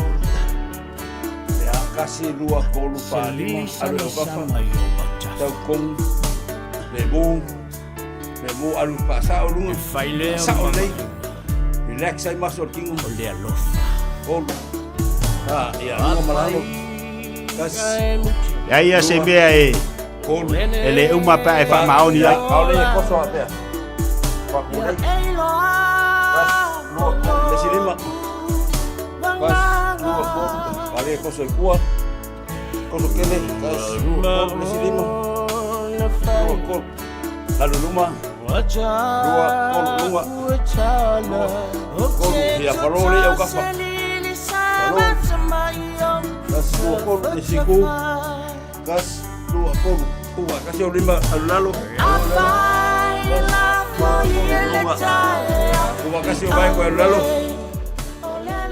ya uwa kasi au ka fresh kalau mai wo maso nuna relax mai maso vai ka fresh kaf maso kalau man kaf maso lai kuang ai fas ya tapi ol baile sa ol baile kasi vai kaf maso kalau ol baile kuang fa sa kuang ai fa baile koso ya kalau le kulei fa pe sa o kasi vai ya kalau le fa sa ol le lo kuang fa lo kuang sa o ya ulu ya tua rumah God bless família le tua teroi ia so uma maleo Maoi a otofa malo manga ia le fa marsking on ngi kai au oka yo e se le mana ia o le lava po kala le malos le lava po kala melo tamo fai e so sani tele mota jo ia songa fua mas falaile ia mana tu foi tato ia le lava e so sani atulanga ole tatu te aila so sa basta yo tia o le to anga fai tau tu spa ia mai to anga fai lo fa malostino le le e lo mafo lo memories mai le e fo ilo lo tu e fo ilo upole tu lo loto o ngalai malo si lo tino wa le ma fai ke ngo tu lai ma fai se me pe fa pe o te ma la wale kala wo o ye no to ma fo fonga ala ka oko na le tu nga ma fo ye ko fa fo si lo le malo si fai lo ai ki ka ngo o ye wan me na wa ki me fo ngai lenga u le ka ngo tu te ti anga gala leng fai le tu ka wo ka ko ri mai ba ko fo mai ba fo ba fu anga lenga no o le hepo ina o sa ili le tua e ka ume le tua u ke fu ingun ko la famile tua u ke lu ingun ko la ai alu la o le tot o le fang waila ke le kasile o le fang waila o le emangwelu o mo mel mel fan vai e fa malo longa tino o lo ankola le wo maliu sa fa o no ya sai masi Robertson to lu si o tinale ya fa wina o to ina o toto vai go inga ka fa pa il toto ngai ngwe ya suma o vai pa il vai o toto yesu kelo o inga la ka ko ngwe la o walo ke o fiu fo mai fa me o ke la ko fa ya ma o fa ku le ai ele fa ai ki o ko kingo ai o tino o le man malu e fiu le ngang pa o fa le tu mai se malo si le ko ke fo ia o pa malo skingo mo so malo si o ke o ngai mo me foi la na le no fi fai teti Maria, ole tau ona tau tinonga i so sani tele mo tatu atino le taiao ia tau ole se fo maloloina na yo lima ia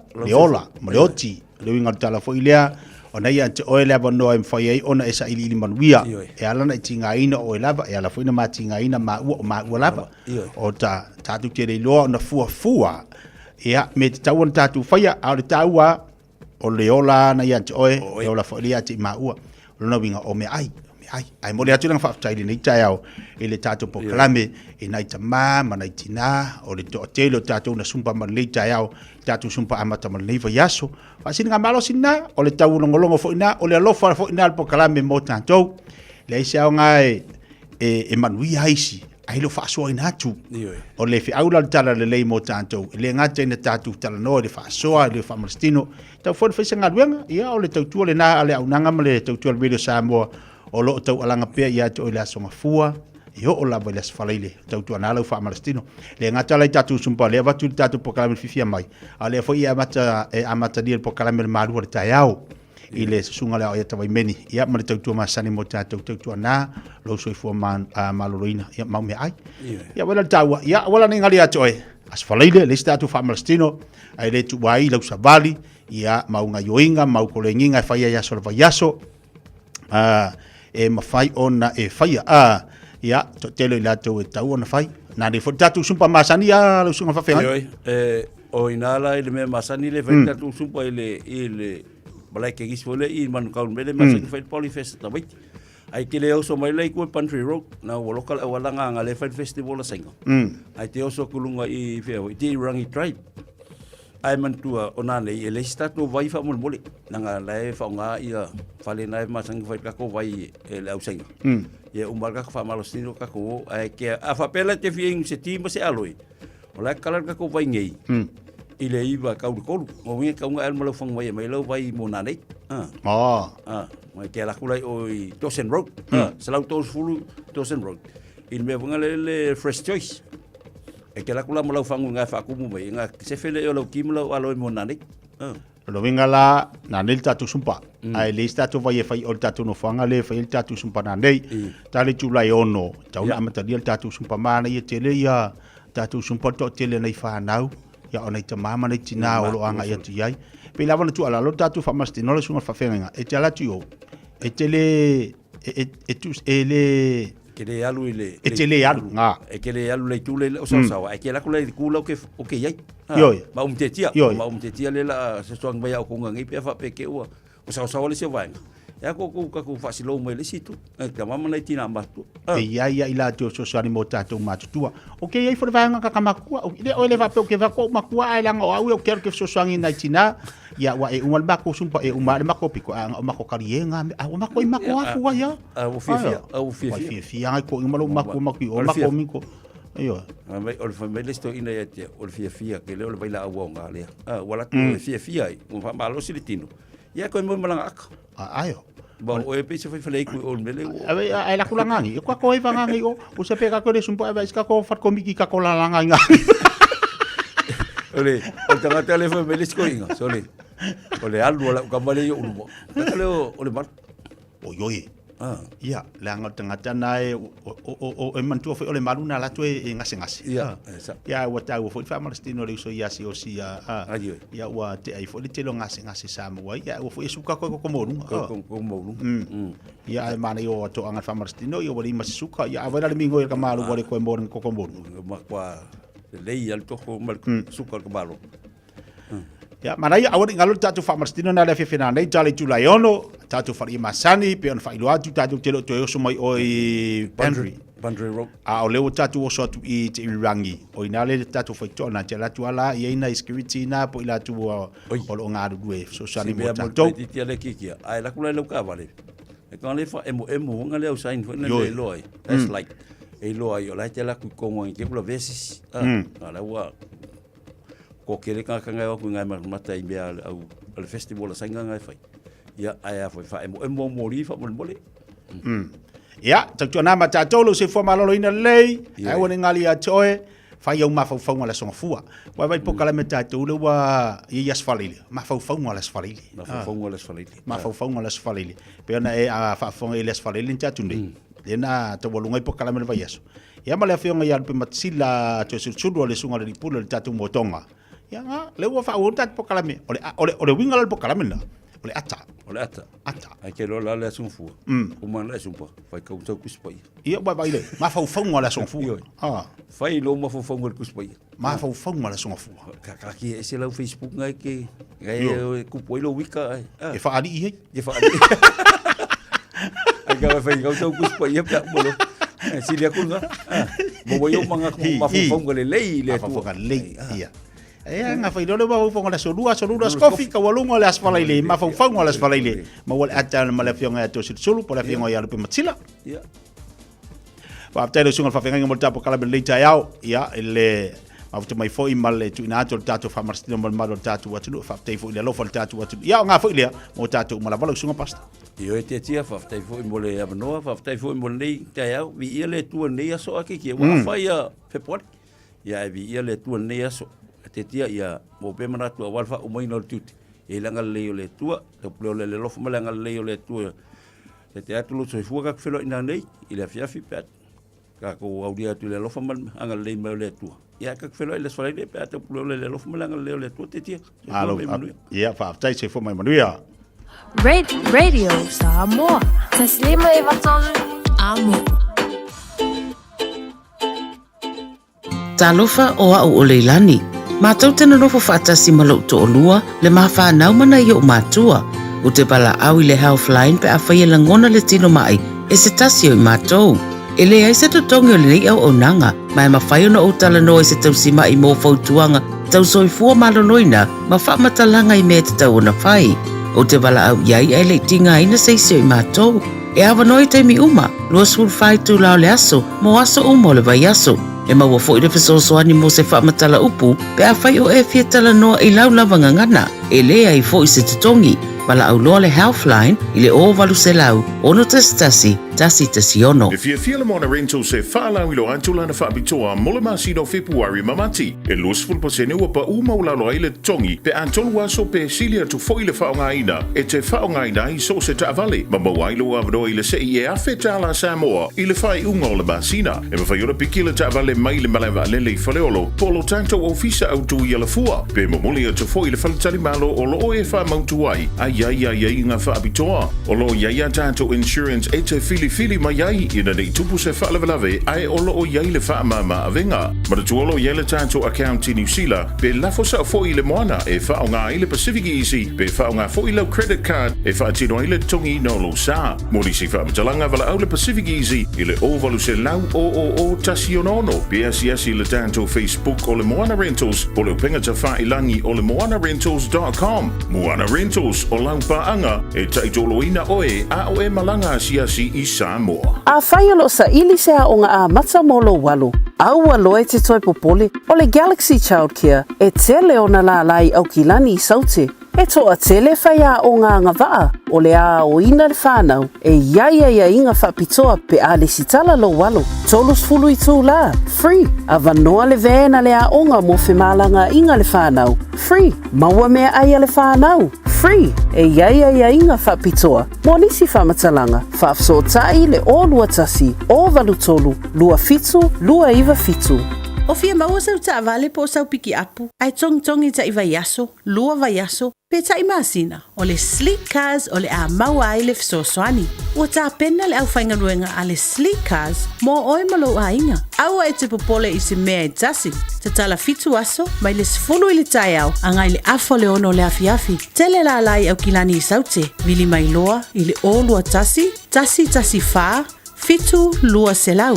Po le o lua o, fa lima tasi. Ua na o le Radio Samoa se furulima iwa toru a mo e tautuaina o e ilangu ngana fitu aso le vai aso. Talofa Samoa, wa ule ne yo kasu fitialu, a wale suia lingila wa ule kio. A eva mai ina se furulima iwa kolu a mo Radio Samoa, bevela a.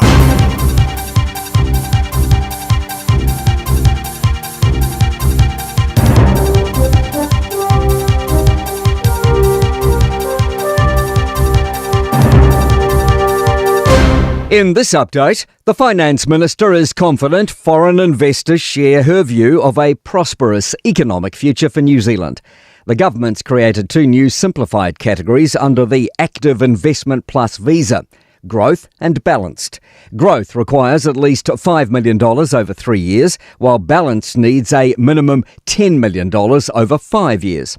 Nicola Willis says they'll be welcoming everyone who meets the criteria from everywhere around the world. We look at New Zealand and see a country that is fundamentally safe, has stable democratic institutions, abundant natural resources, great free trade arrangements, and looks at New Zealand and says that's a place where my money can grow. And Stuart Nash is congratulating the government on pushing forward with the visa changes. The former Economic Development Minister under the previous Labour government, he says the government has done a good job and there are no downsides. I launched this visa September 2022. We want people over here who are going to contribute to the economy and our communities. We got a couple of things wrong. The government's taken a look at what we did, thought we could do a couple of things better. I agree, so good on them. Concerns over the safety of patient data as Health New Zealand looks to cut IT staff. The PSA is asking the Privacy Commissioner to investigate the agency's plan to ditch around 1,000 digital and data roles as part of the government's cost savings directive. It argues the cuts breach its obligations under the Health Information Privacy Code and the Privacy Act. PSA National Coordinator Fleur Fitzsimons says the health sector needs more investment into IT systems, not less. The Royal Commission report into COVID recommends investment in digital and data capacity because it notes that the existing system is inadequate and unconnected. The Prime Minister says he's not aware of details of a letter that David Seymour sent to police advocating for murder-accused Philip Polkinghorne, which Seymour says passed on a constituent's concerns.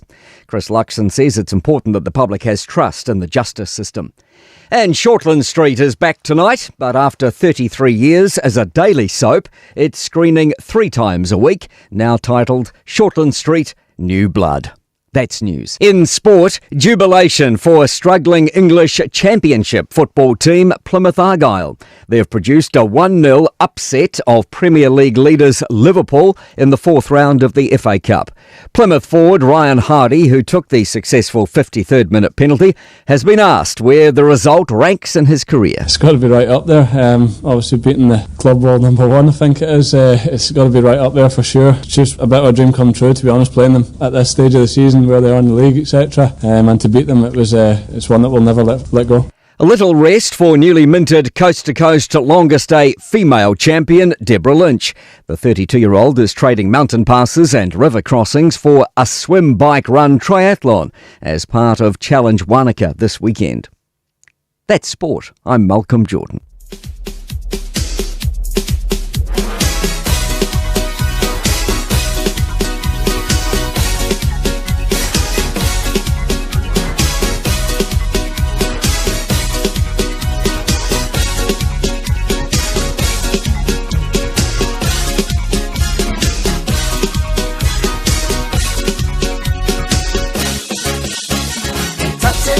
Musa metodía ya potiba.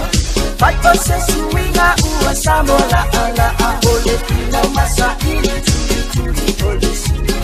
Vai mapa amano ile ali.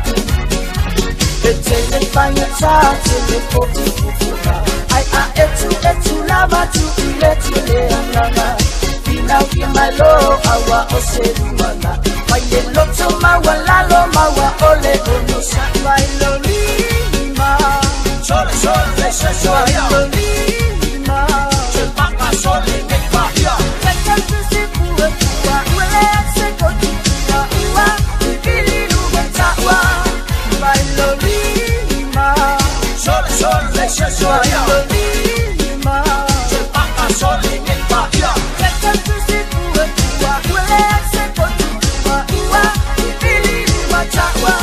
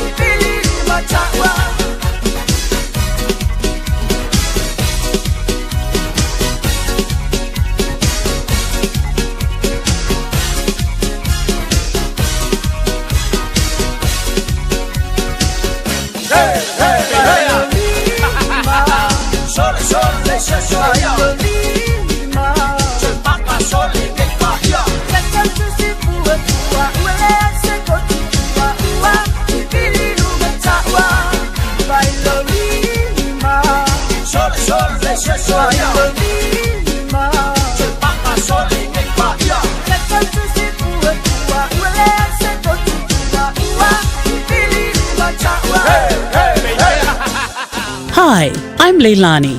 I live with my husband, kids and my parents. When one of us is sick, I call Healthline. It's a free service where I can talk to a nurse or paramedic for health advice and information about what to do next. It's available all the time, 24 hours a day, every day of the week. And if you want to speak in your own language, just ask for an interpreter. Call Healthline on 0800 611 116. Oceania Career Academy, Saudi! Lako oi, kaule kaua! He whai ana whai! Wāste no mga i maguia! A whaia sa ili se la asanga whau moe, a waloe te no whai, o le OCA e au tawina ai o e imtata e sese, maua visenga whau fale, vali fale, palasa, male soifua maloloina. O le nei avanoa e anga wa ai tangata no wha mau masiti seni New Zealand o loo halala i au kilani. Le sitala nei loa i le OCA i le go.oca.nz/apply po le vili mai i le o Varselau ono lua lua valo fitu tasi. O Varselau ono lua lua valo fitu tasi. O le talo fa voucher ua whaingofia i a inga i New Zealand, Australia ma Amerika. O le tutongi whaatau ia a Liki Wholesale, Farmer Joe, Frankie's, Bluebird, ma le tele o whalaoloi upolu ma savai. O ma whaiona tongi ai leu tuina o ta'wale i Pampenisini e tole foi whangalii, sa valalo ma fasto uta. Whapea le amatanga petrol station i Salelolonga ma lalo malava. Lafo nei lo se talo fa voucher mo lo a inga i Samoa i le Pacific40.com. Oceania Career Academy, Saudi! Lako oi, kaule kaua! He whai ana whai! Wāste no mga i maguia! A whaia sa ili se la asanga whau moe, a waloe te no whai, o le OCA e au tawina ai o e imtata e sese, maua visenga whau fale, vali fale, palasa, male soifua maloloina.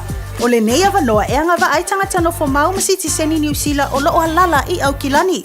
Le sitala nei loa i le OCA i le go.oca.nz/apply po le vili mai i le o Varselau ono lua lua valo fitu tasi. O Varselau ono lua lua valo fitu tasi. 24 hours a day, 7 days a week, Radio Samoa streaming live on www.radiosamoa.co.nz.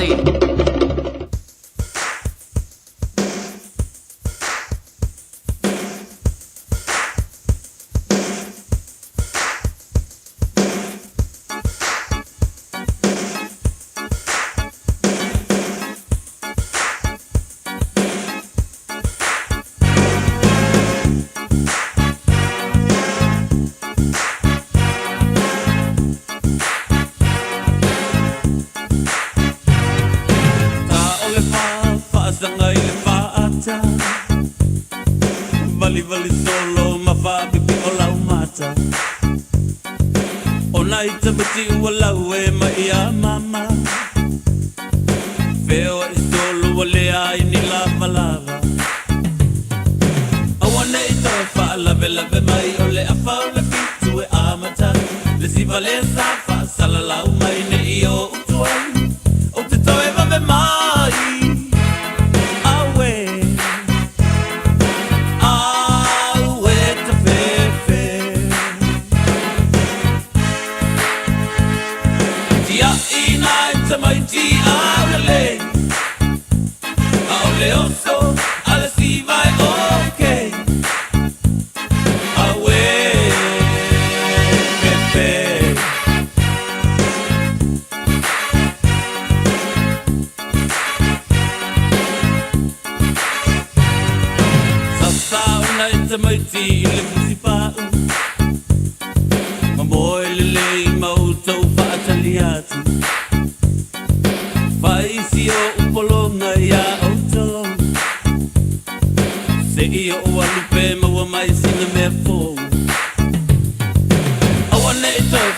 Lave mai o le afa o le fitu e amatai. Le si vale safa sala lau mai ne i o utuai. O te toe vave mai. Awe, awe te fefe. Tia ina i te mai ti amele. A o le oso, a le si vai okay.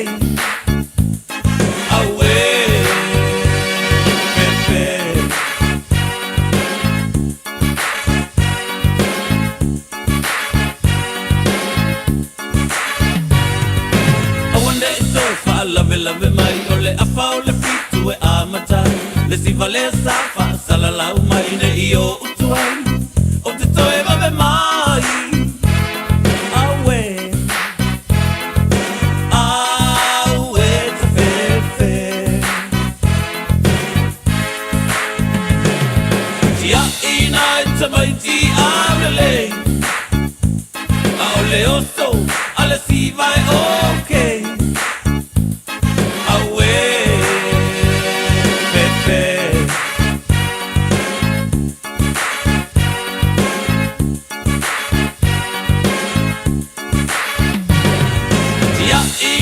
Sabaiti abrele Aole oso ale si vai okay Awe pepe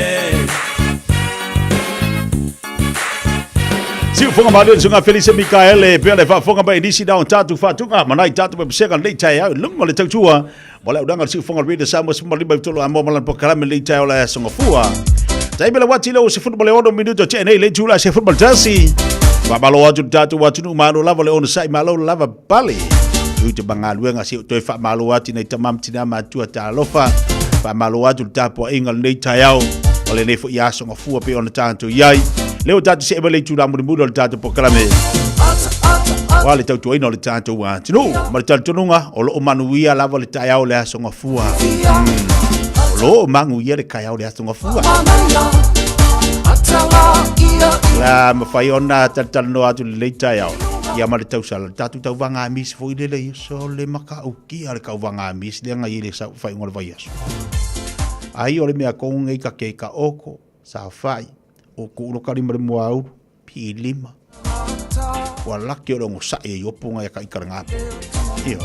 Waka maka kera longa anga uwai.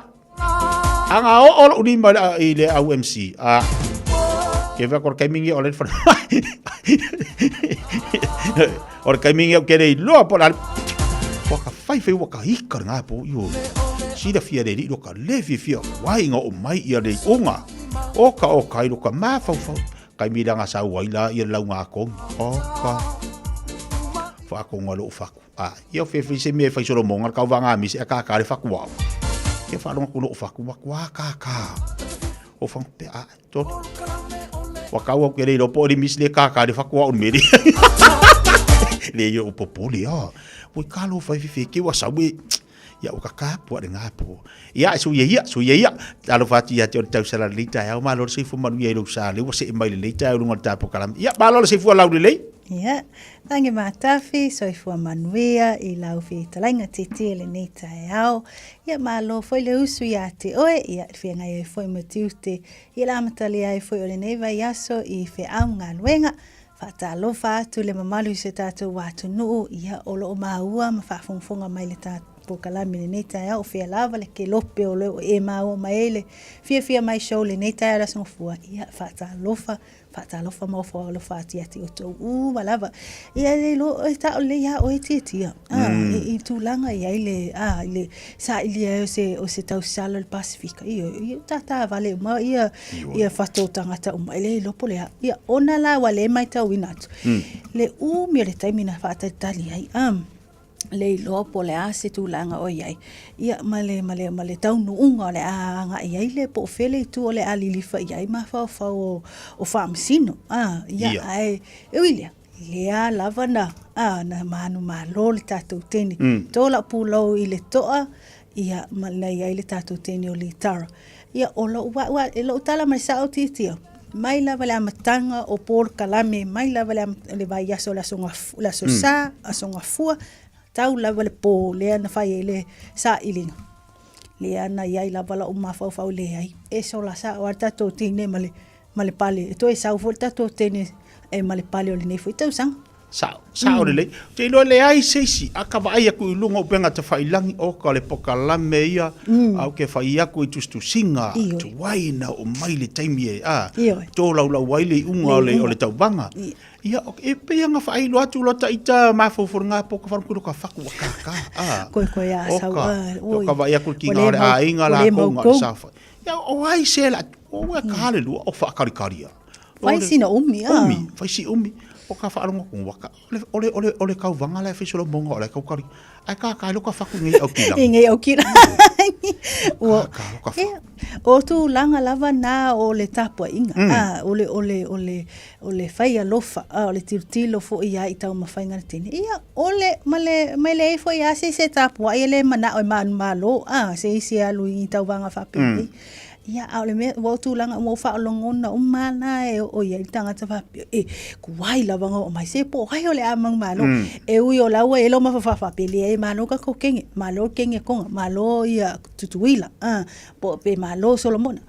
Ia le ngate tena ia whape, e ro pe alunge mai, ia ai, o le pe ne whaafitai mo whaamanui leli, o lea na tau lau o le whaamoe tu sai fo i mai tāpenanga tatu tino li tara matau. Lau whaatari tali a po ia sili le interview. Lau whaatari tali a le interview po ia sili. Ia ua le beanga, o ka whaapea po le po ili mo kakalo ka whaku. O le mau kongu wa kuai nga sau po le solomonga o kakalo ka whaku, po le kingi konga le kakalo ka whaku. Au walongo, le ka ikalo ka whaku. Le la o soe fuera po le kokomolunga. Kawawa nga malanga mai marka kokomolunga la le Maria, malo te pua i tatu watinu.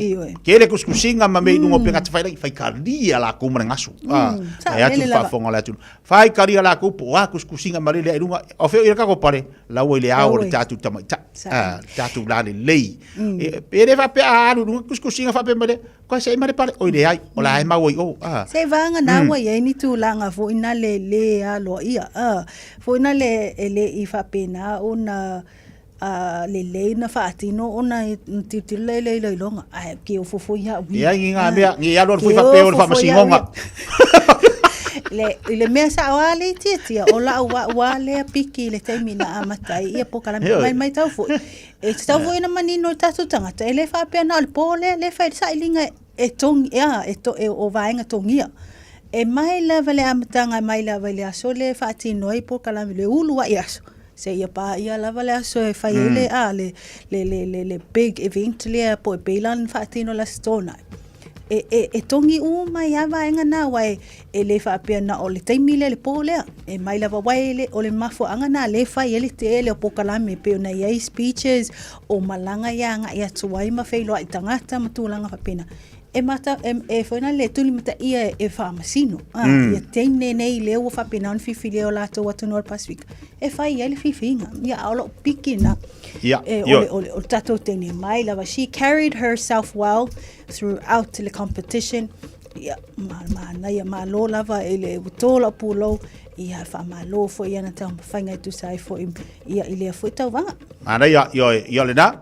Na ua sili tatu tine malo tatu watu no ia fa malo alo ane la ia yo faiva lo flima pe ona ia le pale ua fa pare nai oi tono tatu watu ia me se fo Pacifica la to fa malo atu ile tatu watu no le nei fo iaso ia ma tapu ia fo faiva pe ana ile fa ingola iaso la to ainga wo mai masani ma se tatu watu no ato pe la bona watu tu ala au te popole tu singa ma mau ngasu ma le kelo la pisi dai lunga sa oia le aki pe po o le rapish rubbish marka ai i fikaria la koe pule apo ya le misini da oile pari tatu la lei tatu to mai tai tau avina i fo ile to finga mo le tatu Pacifica le tali mal tatu pakala me te mal tai au ni so tatu talo auto pe ona ia fesiringia po fe o ia le lango a minista to ivar kapeneta wale na maua la sto na ile na fai ile fono le vanga fai le la fesiringia o fe o ia o tu wale to ivar Ia, sa le tia ia mai tau le mata apu lava lea lo tuli lava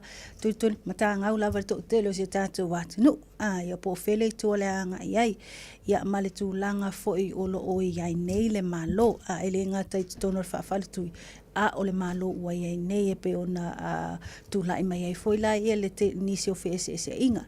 Ia o lea la u whapena e pena e folisia le silingi ia po o feo iai le lango minsta to iwa lea lo o iai nei o lo o iai pea i to finga wha minsta. I tono le kapeneta.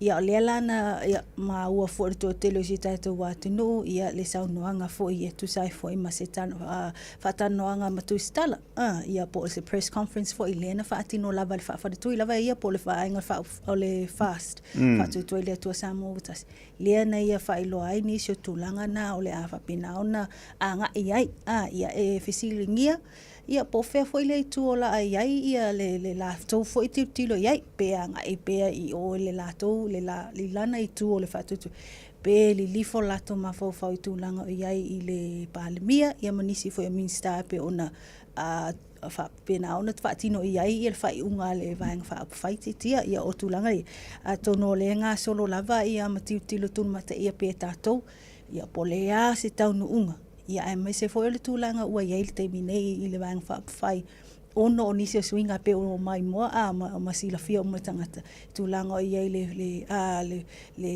ranking bo not ranking le tulanga o ia le tainga ia me se foi ia swinga ia le I tulanga tofi tono le vang fa fai tia o le fesilingi o lo fesili ai ma fau le atu no ul taimile nei wa pe ang da fai atu o ngai vai nga uma o lo vevesi ai o le atu no ua lo tap o le fesili la le atu no o le to iva la dia ia o le fesilingi o le fesili anga le sa fesilingi po fia le tutu wai le to iva le a fa pe nei la o le anga I o le vai nga fa le to iva le ia mana tuala o le ila to finga fa minista I lalo le ta inga le parmia. A mingo ngei lai o vai nga fa fai. Ai fa fela tu to finga fa minska. Pe ila o le tu vai lua I. O le si au yo, o le si au yo. Ia wa le vai nga le fo ina ma ua I nisi of si de tu stala. O le so luanga le te parmia. Ia le fo na manino le tusi. Ile to ono fa te mai. O le alava I lalo le wha amalu, a le vaenga wha al fisili. Ai se ala le mewele au wei atuai I whonutanga le vaenga wha E whoringa maila. O le alava ia pe ai ngofo pe aku mani wha le mafu whau iai. O le I tutono le vaenga wha ai le o awai I me whai le vaenga wha ai a tu foi la sisi tu a fa pena ila wale awai le va ia to ono mal to iva le o le va fa o le ala le ngole la tu va nga fa ia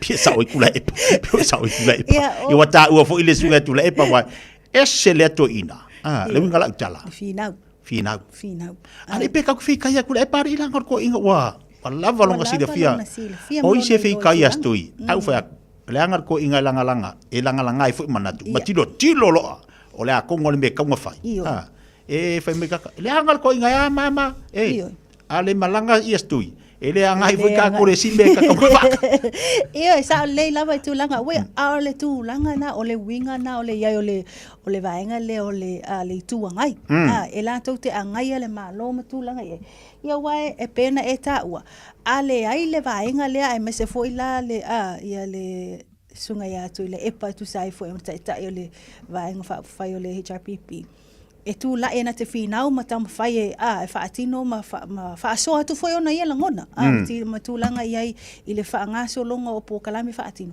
ele ma fai foi la ona I lo ai foi ele isi vaenga ia o le vaenga na pe ona eta po le tonu le met tauna fai I vaenga fa pene ia ole tilo I lo au ia ti wa torn in between ia I la tonu le to aivani wa le lo pelana eta wa lua vaenga tilo anga ia ole vaenga le vaenga fa fai a misela le tu ale o ia le tamai tai palmia te le lo ana fa pe o tait mo ko e le lo la pola mia fai wai it's a kongo e o tilo lava o fe lava le tu e li lifa ai ia fai male tonu male ma ia male tatau ia mala tu e le fai na e au na nia tu se lua ai le winga le fes ole tu ina to le lo amana tu o fe lava le tu e anga ia e mauti no o se fai unga tala fe ngai ma se fai unga lai te loa e tatau ma le lei mo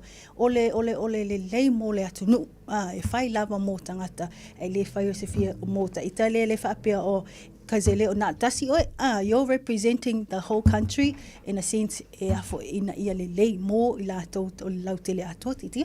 O le tali au mea nei. Mo fai pule. Anga ili tu malo. Fisirisa o le kukumalo. Le ale tali le tu malo le finangalo na le tu malo. Fa le tu malo ngofo inga le ko iwa nga. Ngofo inga fai le finangalo le tu malo. Fa le ku malo mingo yang yari o ka kia le kofi mingiska ai nga io. Ta pena ili si fai nga palota. A usta ila le tu malo. Ile ko siringia lo nga imelisi fai nga palo. Le nga fanga le nga ka fa popula nga ngi ma fa fa nga. A ta pena ita to nei vai te milanga ile mfena e au na ni atu se lua. Ile mfai fonga ka ko ku vai lu sembia. E au nga yo ko au nga yo yo fe senga me fa penga. Le fina u fa sino nga ile tu ngai. Mo se talo tu langa u ya nei ia fai nga malo. La wa mingo istoi. Io, ole vaenga le pelana ta fa so ai fo ila ile tu la e mal fina o tu ile epa ile tu le pena ta fa so ai o lela wa tilo mo ma fola ta tu tangata il fina ngalo o le afa pena ona sa ili tu fam sinonga io ole tu na le wa tilo ai e fa pena ona ua wha moe wha aulua tu ai le wha amsinonga mo lunga se whinanga wha tūla whunu. Tā pena i ele whaeng wha apuwhai. Ina i wha amanino tūlanga i inga tūla whunu wha avai. Ina i tūlanga leo le pū leo le malo e se vaenga to e titi o whai pū leo le palemene. Peila ona i ele to le tūlanga leo i ele tato malo te minei. Ia ole vaenga la na leo wha pena ona whamanino mai tato reporti. Ia o lea o le vai aso nei lea o wha moe e wha atino i le nā tūlanga. Ia ina mai foila se whina ngalo le wha amsinonga. Mai tonu lava o fea nga ia i po le mea o tala fea unga la le iai o le nei vaenga to e titi wha amanino le po fele po le ale sao ia ona o le tūlanga o lo iai le vaenga wha apwhai ai mesel malo te minei titi ia mana ia oni sida vaenga ta ua tele mo ta tua pe ona e whaafonga mai iai ne nei tai au ia me se fori toro la wina ni so vaenga mo ta upu pe ona iai manino le vaenga pe ona tuina atu le nei tai au le pamasinonga ni so vaenga pe ona tuina mai mo tātou sa vali leona tau sanga o mawhai pea ele malo ona whamatu atu i le so sani tupe mo pili ma mea onga i whanau ia titia o le tūlanga le pe ona mai ua whapena ona walu tausanga o whapena ona ono tausanga o whaatino ele malo Samoa le vaenga. I tua atu sa iai le fisoswani au Satalia mani usila o la tō lava le na whapenana so provider i tūlanga i le fisoswani i pilia onga mani se o mea onga whanau lea o ina o tātou walong whanau tutono la tātou watunu ia o onga. O lea lau whamawina e lewa ono tausanga talu o na whaatino lava el malo i le vaenga. Ia lea la ua whapena o na maitawina o lea ua amaton whaamtu atu i komitia onga ale atu nuu vaenga tupu lea whainga se $40 miliona tāla o lea fisoswani el malo.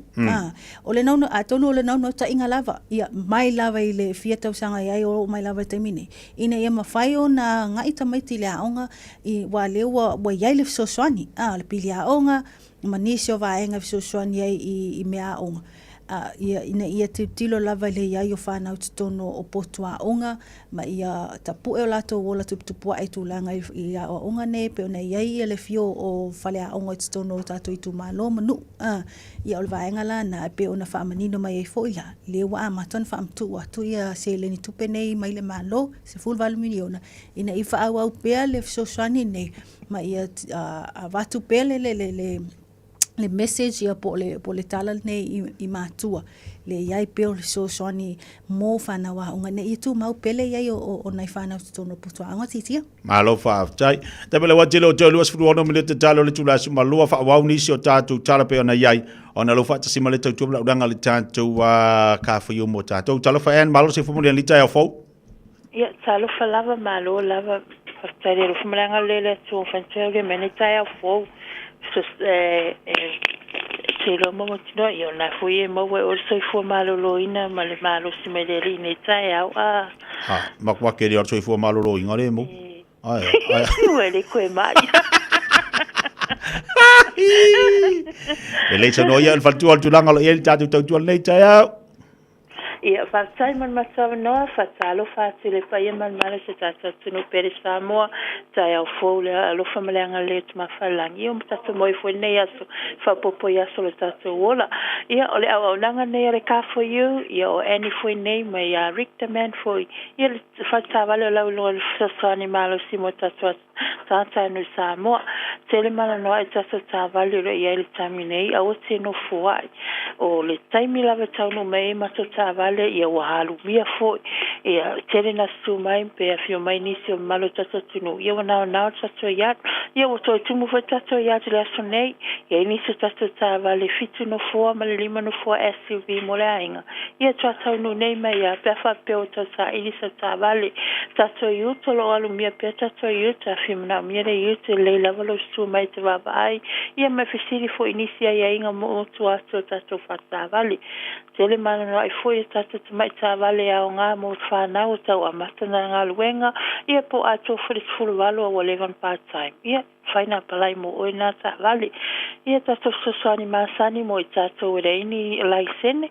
ia whaongalo passport Samoa ia le leilo tongi e tā lafu le leilo ngoa ia le leilo ngā luenga e ma whaina mato whaia tāwale au normal laisene a whapea te pensiona ia e maualo ngā luenga tū mau ia whaina sosani ka for you mo lea vaina ia mantinoa i eilo laisene ia whaina e apalai so lava se ia inga mato whaitawale nei e le lei lava pe a whawhaintana e malamalama lei lava lo su mai mato whaitawale nei le tolu se lau koe self malewa e tata nome ia e ni whaina sosani mo oe oval se lau lo fitu whaiva o na walu tato numele fuli mo oe pe a e fia vili mai te fita nome e fia malamalama ia inga mato whaitawale tala machato whaitawale le iwa le tai au le sono fua se pa ia le asa tuanai ia pe tala le iwa le asa sa ia e te puni a fore tolu a wane ingalo tato cashback ma tato refill a whape ala e malia whaila ua palai e whailoa mai e nei whaina tuina atu mato whaitawale por mato finance e fsasone mo e ia mato au nanga nei marka for you ia manuia tele lava fufuanga tuanei aso tu whasei fua Lei waptai en mario fa nei tai au de lei ka fa yo ma le tautua pe ona yai so nga ya Rick ia be se fo le tama ya animal nei au finga luenga wala wane le over se lau do fitu fa iva no valu over se lau do fitu fa iva on valu todo se lau great south road in Aiman Rewa o lo ile tautua ma ranga le tatu fa tabala ka fa yo le to tali mo tatu wa kalama nei tai au mana ia le wa tatu se mai stasio tatu tala mana ia nei tai au so lava tau sanga o so la pesa mo manu malo le palo tau sala ale Pacifica. Ioi. Sa le tia ia peila na ta fa soa ile matanga ta po kala meni tai au. Ia o le mitanga fo ile o tatu tangata ile tu le fa pena ona fa pale ino le tara Jeremia Allen ia via fo i tau sala le Pacifica lo o lo lima lo ono. Ia peila ona ia o le fa pena ona so tau sanga o sola ia tatu tene ia malia fo ia tau vanga ia e mai tau ina fo ia la ile fa ingo tau le fa ingo le vai aso pe na ia le tauanga le mata ina fo tau whainga ta mai tai ia e tu sai fo i manisha vaenga ia e pe ona ta fa so ai fo i nisho vaenga na tupunga ia e pe ona tu ina mai tato reporti ia le tele fo i nisho vaenga na tapisa ai fo ia lungo le social media i lungo pe te langi ia inisi fo i tu langa sa ia tongi manisho vaenga fa pena ia ai o le vaenga la valia e ui o ia FEB inga matuistu singa va pene o le to lava le pulo e fa malo nei tene to avalu ia na fa pena o na tu lai ma avea ma ave fu o la to atu no Pacifica ia pe la ona man malo ai te mai ta ia litara ia avea ma tau sala o Pacifica le nei tau sanga ia ai fa pena ona so o tuaila i o le tau sala o tamai tai tonga lo na tolu ai tamai tai tutuila ia fa pena foi tamai tai Solomona ia ma lea tukuki ia i le whaatūlanga ngau i lātou le top 5 ia e pe ona iai ia o le tūlanga lana iai e tātou reporti o le best interview a tono o nisina o tongi whaitaulia le na iai le na ave le na sola lava me tātou tine e mese le Miss Photogenic ia manisi o lava o vaenga ia pe ona iai o le tāleni le na mai tauina le na ave te mai tai America Samoa ia matango fia uma tā penanga nai tine nai ta mai tai ia tu sai foi ia male tau vanga ia o le nei foi tau sanga ia nei vaenga ia lu o le taleni ma le interview ma nei ala o le na fa pale nai si tatu a mai tai mai America Samoa io e sa le ia le taleni ai so lai lo ma le tatu tau sala ia le tatu interview e se le mana ia nei vaenga ia mita le loto foi lea pe ona tatu fa so mo ia le mata ina le tatu va pokalame ia le taua o ave fua vai le manga ia e o ila ka ko ke loi le te leo le taleni le tatu watunu le ngate ia le mata mafana i talonga ia o le la le tau sala mai le au le o ka ko e se au le ia fua ia so ola o tau vanga o ave ma tau sala wala vale nga e tau atu le lalo langi le wa pale le si alo le atu tau sanga le na lua olu fa lua olu lima le ala fa pale ko le si dale le lua olu lima le si lua olu on o ngai fo ila lua olu on ko e mawa me wala vale nga ka o koi ese le au le o tangata Samoa ka lo fai ese le manga ia pe anga au le mai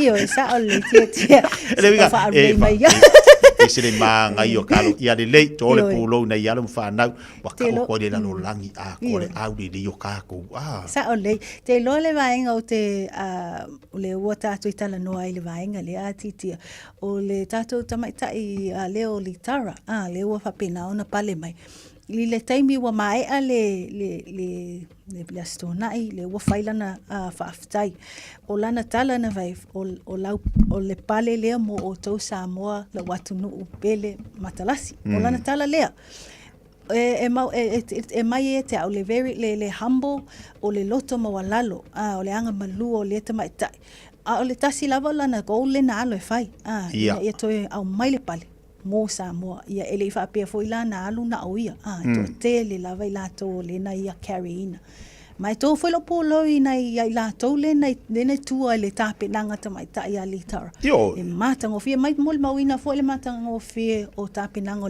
le ofule le traditional way mata ina e ma nai ai o le fofola ina mai le faalinga mai la e o tamata le amatanga ia pei foi na mol mawina foi ni sio ata ia le tu fata si ai foi o ofu tamai ta e pe na ia lepo okay lo le ngala kala o kanga ko sia le aka le ofu ai le su ia lo nga winga pe o le hale uminga kango kusi le aka ai le o kai mi la su i le ofu fa pipi i le ofu wai mangkue ka kaunga i mamu singa aka foi le le akala ngai kaunga vali ia si o kai mi fa kingo mai pe pe le hale ko inga kula i kule malo ai so le ofu so le kaunga le meso o le e le mea o le A++ e le mea yo malo fa tu foi ati lato la tapena ina le tatu tau sala e se le matango fi ia vai le manga ia le ala wa ave le fi au le la le o fo linga la Samoa e o le tala no ta mai tai mai le la tau sanga o mai tau sanga le fu la tapena tu disi tau sanga o ia ko ko so o ka sanga ko o le mera e ko al foi la ngai le ia ka ko ko ia ka ko amio e o le ka sala o ka ko ie ku vai le ando ka ko fai ki o ka ko se o pela ku la fila ko kuskusinga pa o le mea lo fa fta ia ile li e wa mai sili wa tau lau wa fa mo se matu a fa fine e se matu tu a fa fine e ba o ka ko marenga a inga ka ko ai lo le fele le mai o e le aku o la le bela mo nga o ka nga fele le me mo ai le se me mo yo e ale le nei vanga na mo tato le nei vanga tayo to ngal tato po klame le mafto le tato wa tunu ya pe ona ile tato na nga masane tato mo tato tala mo li fa tu pe malo ya pani le fausi ina no fanga tu tonu le fa ya onga le sanko ia sa le tia o se isi le tala Fiafia ia e tu sai fo mse tasi fo yo tato fala tonga tu ma oti tono Samoa wa lo fo le tautua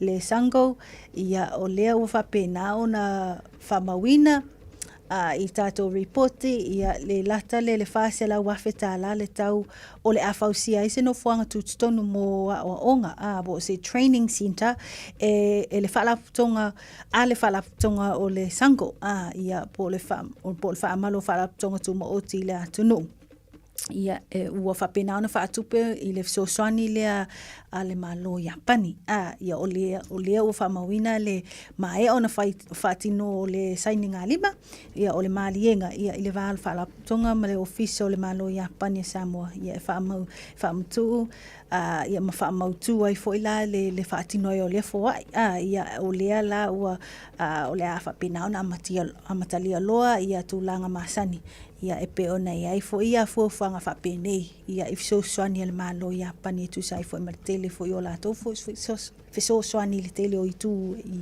tono se tato watu no ia o le la wa fa mau tu ai fo o le ai fo la se center fo ia fo ala va ia tu langa ia i ni so a onga ia pe ona ia le falaptonga le sanko Alo whaftai, nisi nao tātu tala te maurungo penga te whailangi le reda Samoa, wala whai tau manino, malusi la fia, i mera tupu i tano tātu tanu. Ai, whaftai tele mo la mtaini o lau tautua ni tai ao, le rua tofi?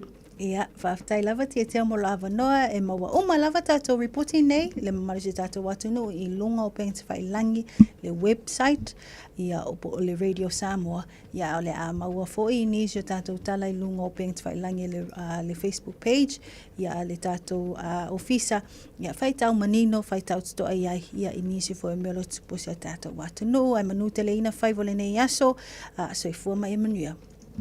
O e mo mia singaluenga le customer service, hospitality, po le avea fo ima leo leo. E te leo mautinoa, po o whea amatai. I le MSL training, mātou te whesoa soani atu. Mātou te malama o le amataina po le toi fo i atu i aunga. E mawhai ona whaafainya tā. Ai olo o iai le mātou au whesoa wha maoni. E taita ia malangolango ina oe i lau malanga. O le MSL training, o se aina. O se no fuanga i langolango ina oe, e whaamalo si au, ma whaamanatu atu lau sini whaatu. Asi i le msltraining.co.nz. Pevala au loa, le ovalu se lau, lua, fa, tolu valu. O lolu manai, e a mata atu, i inei. Jalo whanawao tia roa, ua te talaina neile ua unanga e veni, mo whaatangwa i au ki lani New Zealand. Numero tasi John Coulter Drive, i le Auckland Airport Shopping Centre. Tau whatapatonu lava le warehouse ma le countdown. Lau whale o fula wiloa le e veni, Auckland Airport Shopping Centre. Hey, don't be that guy, or that auntie, ignoring a sore throat. This isn't just some drinks and lemon tea in your sweet situation. Untreated sore throats can lead to rheumatic fever. Nobody wants that for their family, eh? Go get your Pepe's sore throats checked at your GP, school nurse, or pharmacy. It's quick, easy, and most importantly, free. So come on, whānau. This summer, take care of your tamariki. Get it checked and get it treated. For more info, hit us up on socials at Stop Sore Throats or visit stopsorethroats.nz. O le Casa Beds and Appliances, o le tali o manaonga, i o loa e whaatotonga ilo mauta, ini tau le lei, toi anangata, e mawai moenga ngao si tutono New Zealand, whaapea se tino fōa o le potumalo lo, lau ai manafoa, TV, la au pese, usa aisa, masini tā lava, telefoni Fiafia Mai, maisi. A whiu ane loa i le whawhituwha Great North Road o tau, po le tolo whituiwa Great North Road i Henderson. Le Casa Beds and Appliances. Telefoni ovalu se lau, lua, 5 ovalu se lau, lua, 5. Ua mawhai o na aura tula polo kalame le leimo o ia so taitasi o na o le langolango malo si le whale maliu a se alo le atunuu o ese tātupu Funeral Directors i Manukau City. O kalame le leimo o e tālo whalava. E ele whaapunga whaapeo o masani e tātou. E malo lava le masani. A whaaperitania. It's who you know, not what you know.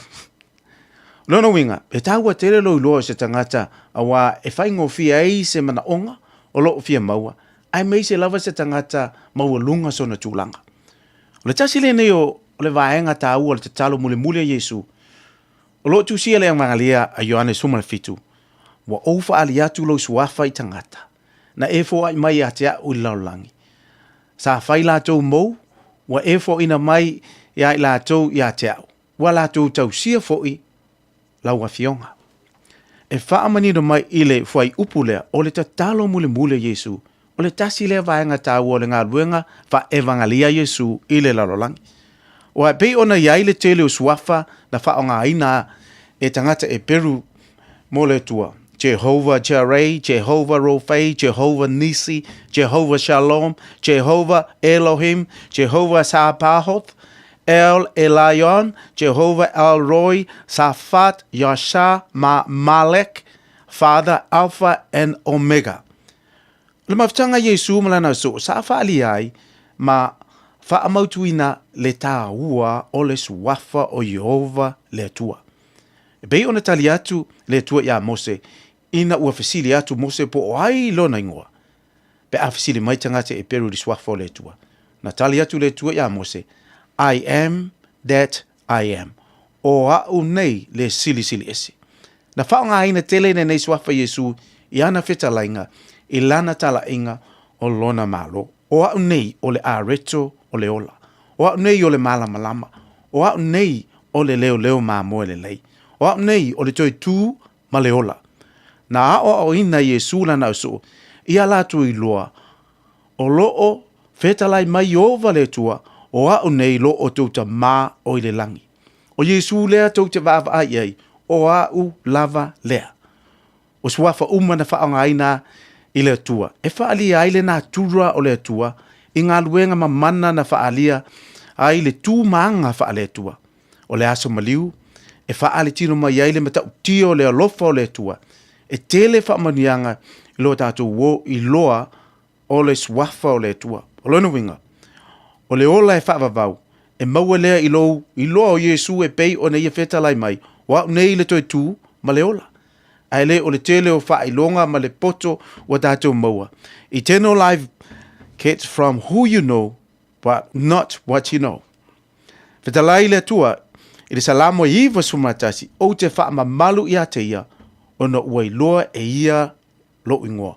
O dono winga, e si ia e oi le mea maulunga I le tua, o ua e loa lona suafa. O le sa tauro, e toi whaama natu mai I tangata uma, ina ia tauta lia lona suafa pa ia, o au nei le toi tū ma le ola, Yeshua, Joshua, Jesus, Savior. A tuu I se isu whaupunga sao, o au nei o Yesu le whaaola. Le au whaafo ngai le nei yaso tātou te le maua le ola, I se ingoa se e ka le sia po se lotu. E le whaasawina I tātou I le lotu. Wa na o le suafo Yesu ke riso tātou te maua I le ola, ta lia o ye a vea mau whaaola, lo fia whaamasani Yesu ia te oe, lo fia whai wo Yesu ia te oe, o lona nganga, I lungo sa toro I a vea o e mana wo I lona malo. Mamana tua, e le lei mo oe. O le ese tatu pu funeral directors o se fale maliu Samoa o le tali foilea o taimi whengata o na o le malanga al maliu maleoti e mawhai foi o na lato awina atu ma awina mai tino maliu o e pene mai so o se atu nuo lalolangi wala auno le ese tatu pu funeral directors I le lua no lua tolu fitu o pea fiu ane ele se fulu mane balu Norman Spencer Drive Manuka City. Finau mo so manuia I le Unitec. O le alango malosi le Unitec mo oe, a wasau ngā luenga le leile lumanai, patupla ia lauto mai le architecture, engineering ma le social work. A o tawina oe se matata fau, pe o le pisinisi ma ona baenga ese dia ma le se lau mata upu e pula lava oe, tusa lava pe tele I mautonu po le asau mata upu e ave, sila mamao mo so lumanai manuia, le sitara nei loa I le Unitec, tanga iane I le unitec.ac.nz. Hey!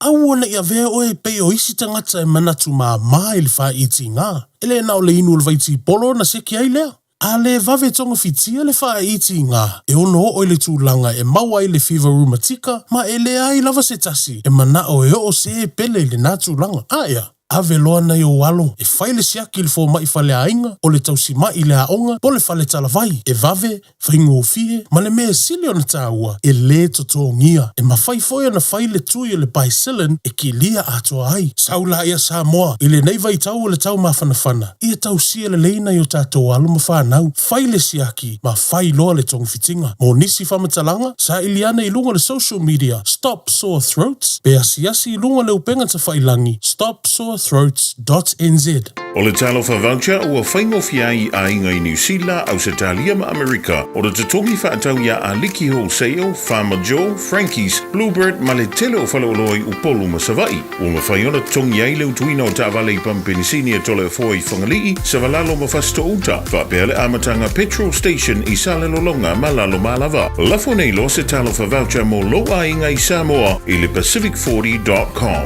A whaia lo sa ili se a onga a mata molo walu. Aua loe te toi popole o le Galaxy Childcare e tele ona la lai au kilani i saute. E toa tele whaia o ngā ngawaa o le a o ina le whanau e iaia inga whapitoa pe a le sitala lo walo. Tolus fulu i tū la, free. A vanoa le vena le a onga mo whemalanga inga le whanau, free. Maua mea aia le whanau, free. E iaia inga whapitoa. Mo nisi whamatalanga, whaafsotai le o lua tasi, o valutolu, lua fitu, lua iwa fitu. O le aronanga le sabe mawai o lo ananga tae peo TV, speaker JBL, telefoni Samsung, moenga Sleepwell, City no 4, pusa aisa ma o loea o ngā i leo mukuka. Maua foi o lotu aisa, vai tau mawha maisi. Tutongi i nei New Zealand e piki alo a ingai Samoa. Whapsotai mai le Facebook po le Instagram a le Sapa Pia Samoa, pe emaili mai i le buy@sab.ws. Sab, lau fale o loa numero tasi i Samoa.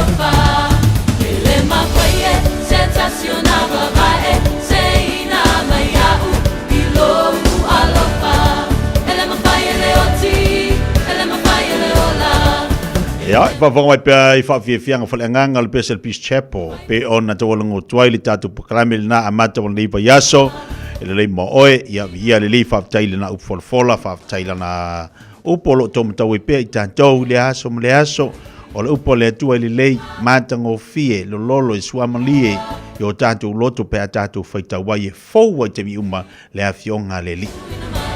Taolunga tuaile se tautua mo tātou le nei asanga fua mo le tualenga whakteitele Samoa le atunu pele tapena mai ia le tōwhai a whanga moa se umanu Francisione a wala le tō awena o tātou pokarame le nei vaenga le taiao ia la tātou te whilo I fo le asa o taiao le lofa mo le anga le lei o le tātou mataisi le langi I lunga le pokarame le Fiafia Mai a wana ingalo le tautua a le tina ia eti po le whantua ia eti fua moa makafi ma le tātou pokarame to e te pale ainga Naso foi até ao so tenga masani mal tato proclame ya ai ono ke ai ono I America mo foi ile tato proclame fanga solo ya ma Queen Ponki dia so até ao ai manu telena fo fanga le yaso talo fa e ya si fa manianga le tau mai le proclame a tele tu no fo a laisa tau fo tai manuia ma le le tai fo mole fa mania tu las fa na o Queensan ya ledo TJ famuni atu lon tolu tausanga I le sola se fulu ne Februari lo fanga ya mai lo papa pasta tialata taufoa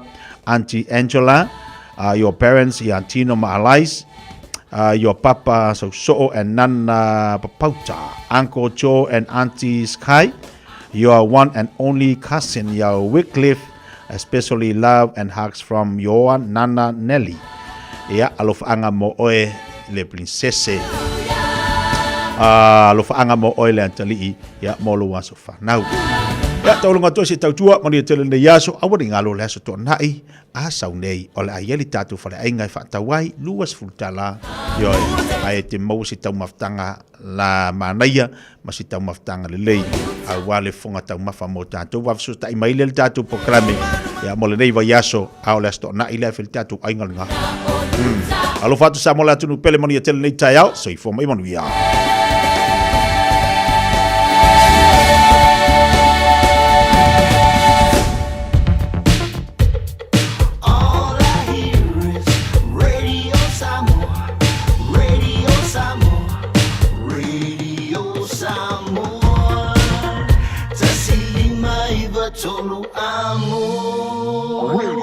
Samoa, kasilima i wakoro amo. Usi mai alau whaafafonga. Telefon mai Samoa ya sa taitasi. Wa au mai amo oe ona o le langolango mai a le talofa voucher. O te whatalofa i sui tātou o tino i le amatanga fo i o le nei vai sa fou. Tātou wheroa i mamafuta wa fo i ngā ruenga whaawau o tala mai lo tātou o tino. O le ua whailo le te whono ma le te tai o le vanga wha whai o le whātua i le atua Samoa o tasi. Le iei pēo le lango a means tai to iwo le kāpeneta. I le tūlanga ua iei nei suinga o tai e le pāti wha whai. Ai o le to ono means tai au fiei ma le te mai tai pāle mia. Wa mausa li le to e avea masui o le vanga wha whai. Na whailo le sunga la auri le ua tea pola te Valfo se Schmidt. I le whelo inga matu stala le whai ungo le nawa yaso. Le tau mawhai eia sa iri se fōri tūlaka wā fiai, le loto i whane o le pāti. Ma ia whailo ai se whono al whaafale tuina tālo ina, i le aso tō na ina te nei. Pei tai ua whailo e se mōri mau whaatua tuina, e le i a wai mins tāo le kāpeneta lo o whai tau pēi le li o sui whai pule, o lo a vea masui a wai o le vanga whaupu whai, o le whaatua tua i le atua Samoa o tasi. Whalia lea mōri mau, o minsta ia to iva, o nisio i lantou na saini i le tusi, na whaamutai le toi avea masui a wai o le pāti o le pālemia, ma minsta e to lima. Aina toi ave le lantou tusi i le vanga whaupu whai, ma longo i ai e toi ave ese a lantou saini, o na ele i whaitau i vanga umo le tusi, ai mai se le vanga na whailo ai le toi i ai o se whaatua tuanga o whaipule uma, i le taitainga le sui whaipule tama e tai o le tū malo whaapalota o loto whanga. O le seidi ngā fofolo o tau mawhai i eire te tai wa iei nei, wha pēa isi to whinga o suia o le vanga wha upu whai, o le a mau ai se tali. E whianga i atu se fasili le tūlanga lea o e saunoa i le whawhitauli le tūla i le vanga wha upu whai, na saunoa le te mai tai pale mia nafi. E mo i o le o ave ese i e lo toi tai tai.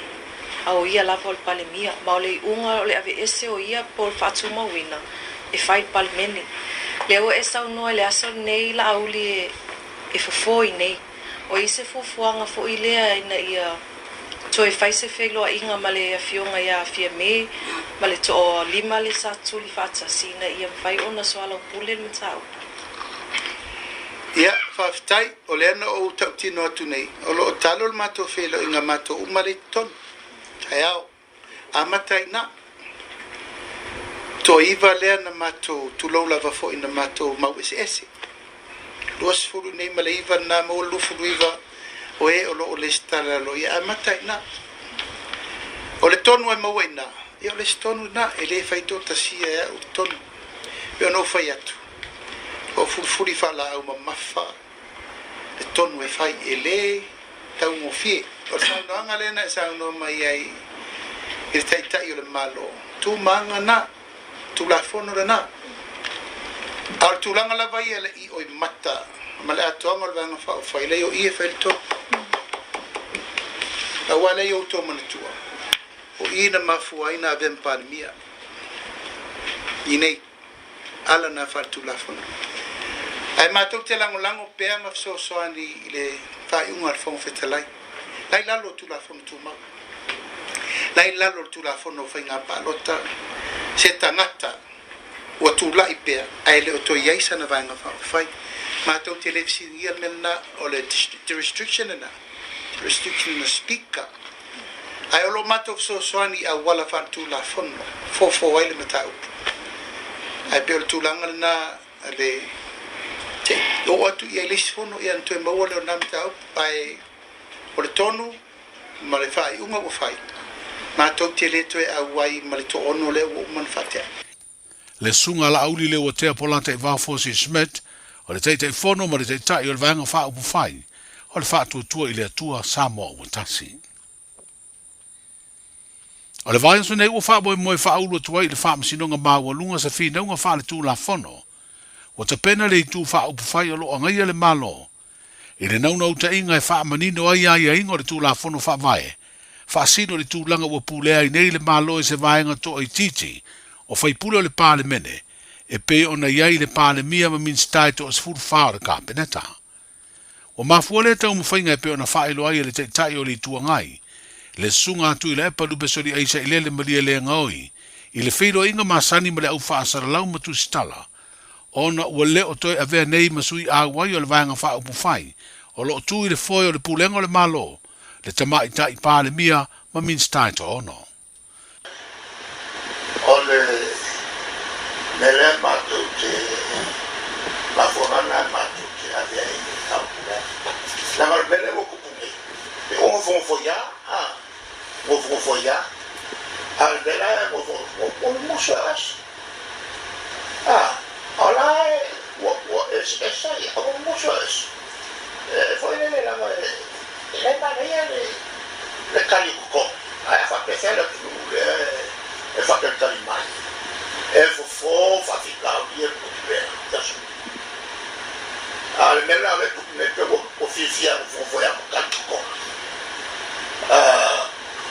Tom Paulo Gomes al mela te lo fa o calo fai ma co non fai su matto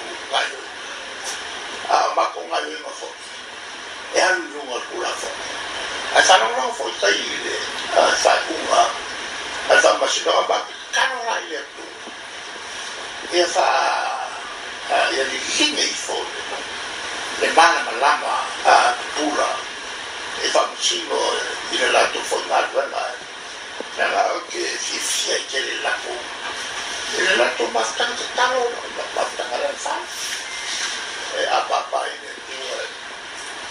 e hingi fo le for the grace of God if malbra mai in the sul malbra mai bello e fare Le te tai o le tua ngai le sunga atu i la epa lupe sori aisa i le maria le ngoi.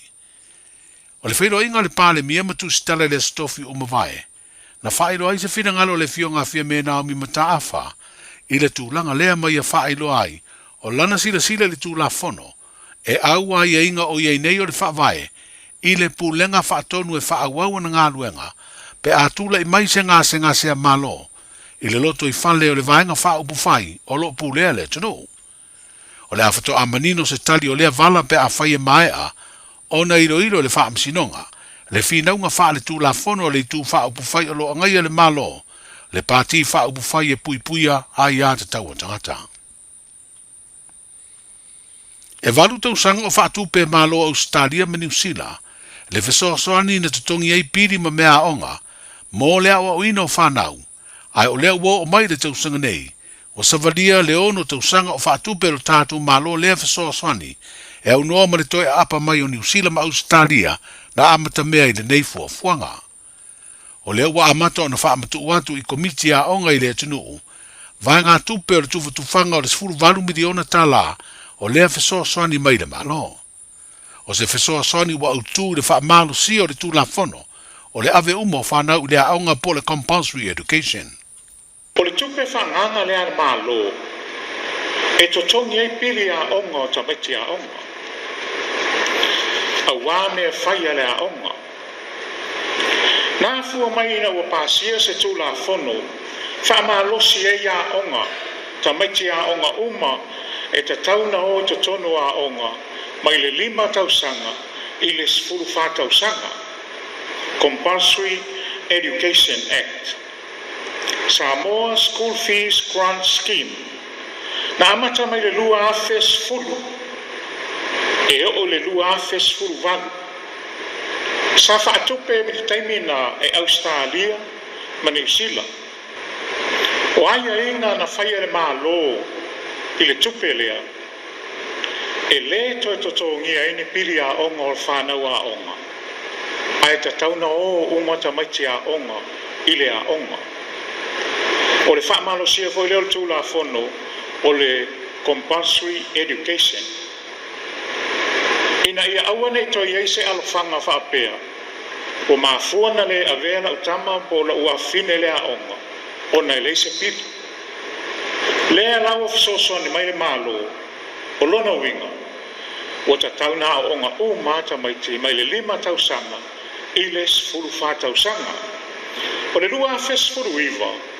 Na sui e le whainga, o le tau tau o le sa whanga, a o tau loa o le OTG. E mafua mai, o le tau whaatupe ina e Australia ma New Zealand, a o whaatupe lava e tātou malo. O inala, na le ngata i lalo le 5 sfuru whātau sanga, a o whaauau loa na totonga e mapili o kolisi, ia ma onga whaauau. Ina ia aua lava, nei toi toto ngia se matua se pili o se maititi, a ia o umata maiti le aonga. Le fionga se ula yoane le minstau aonga manganuu, i se vaenga le nasaunwanga i le amatai una whaasa fuatu i komiti o aonga i le tunuu, o le fasosoni tupe le nei tausanga, i se furu valu miliona ta la. E late le whaasela wafeta la le tau le a fausi aise no fuanga tu tonu, mo awa onga po se training center, ale whalap tonga le sango, po le wha malu leo whalap tonga tuma o ti umai le tanu, ma ole a whaatupe se fisoa swani, ale malo i ampani. O le ua mai a sainia se marienga, i le vao lea whalap tonga ma le ofisio le malo i ampani Samoa, e wha mautu ai le wha matu ina atu o lea fo i tupe. O le sango o lona ofisio tu tonu o lo i vaite le tai, i le no fuanga o lo i ai whale whai ngā ruenga manisi o pisi nisi tu maunti, ma ore a avea mano fuanga e fausiai lea fale, e whai ai a o onga mo sui o whalap tonga tu maoti, o lo avea masui o le sango. Wharia le ofisa le malo ia pani lo tātu utinu, o a onga le a whaatino le no fuanga pe a mai a fausia, le a fiso swani le inu mafio anga lo whai ai por kalame, mo le a tina e manuia o tangata i tutonu o nu mafio anga. Tau se lau onu suru fitu afe, fitu se lau 5 ta la Samoa, le foa ia ia pani, mo lea ngā nuenga. O lea vea le vava o manatu na visiningi ai le whaai unga wha masino, e toe sui ai le whaai unga e peo na toe sola ai Samoa ma le manu malo, o le pale o le tauvanga o le tausara o le Pasifika le nei tausanga fau.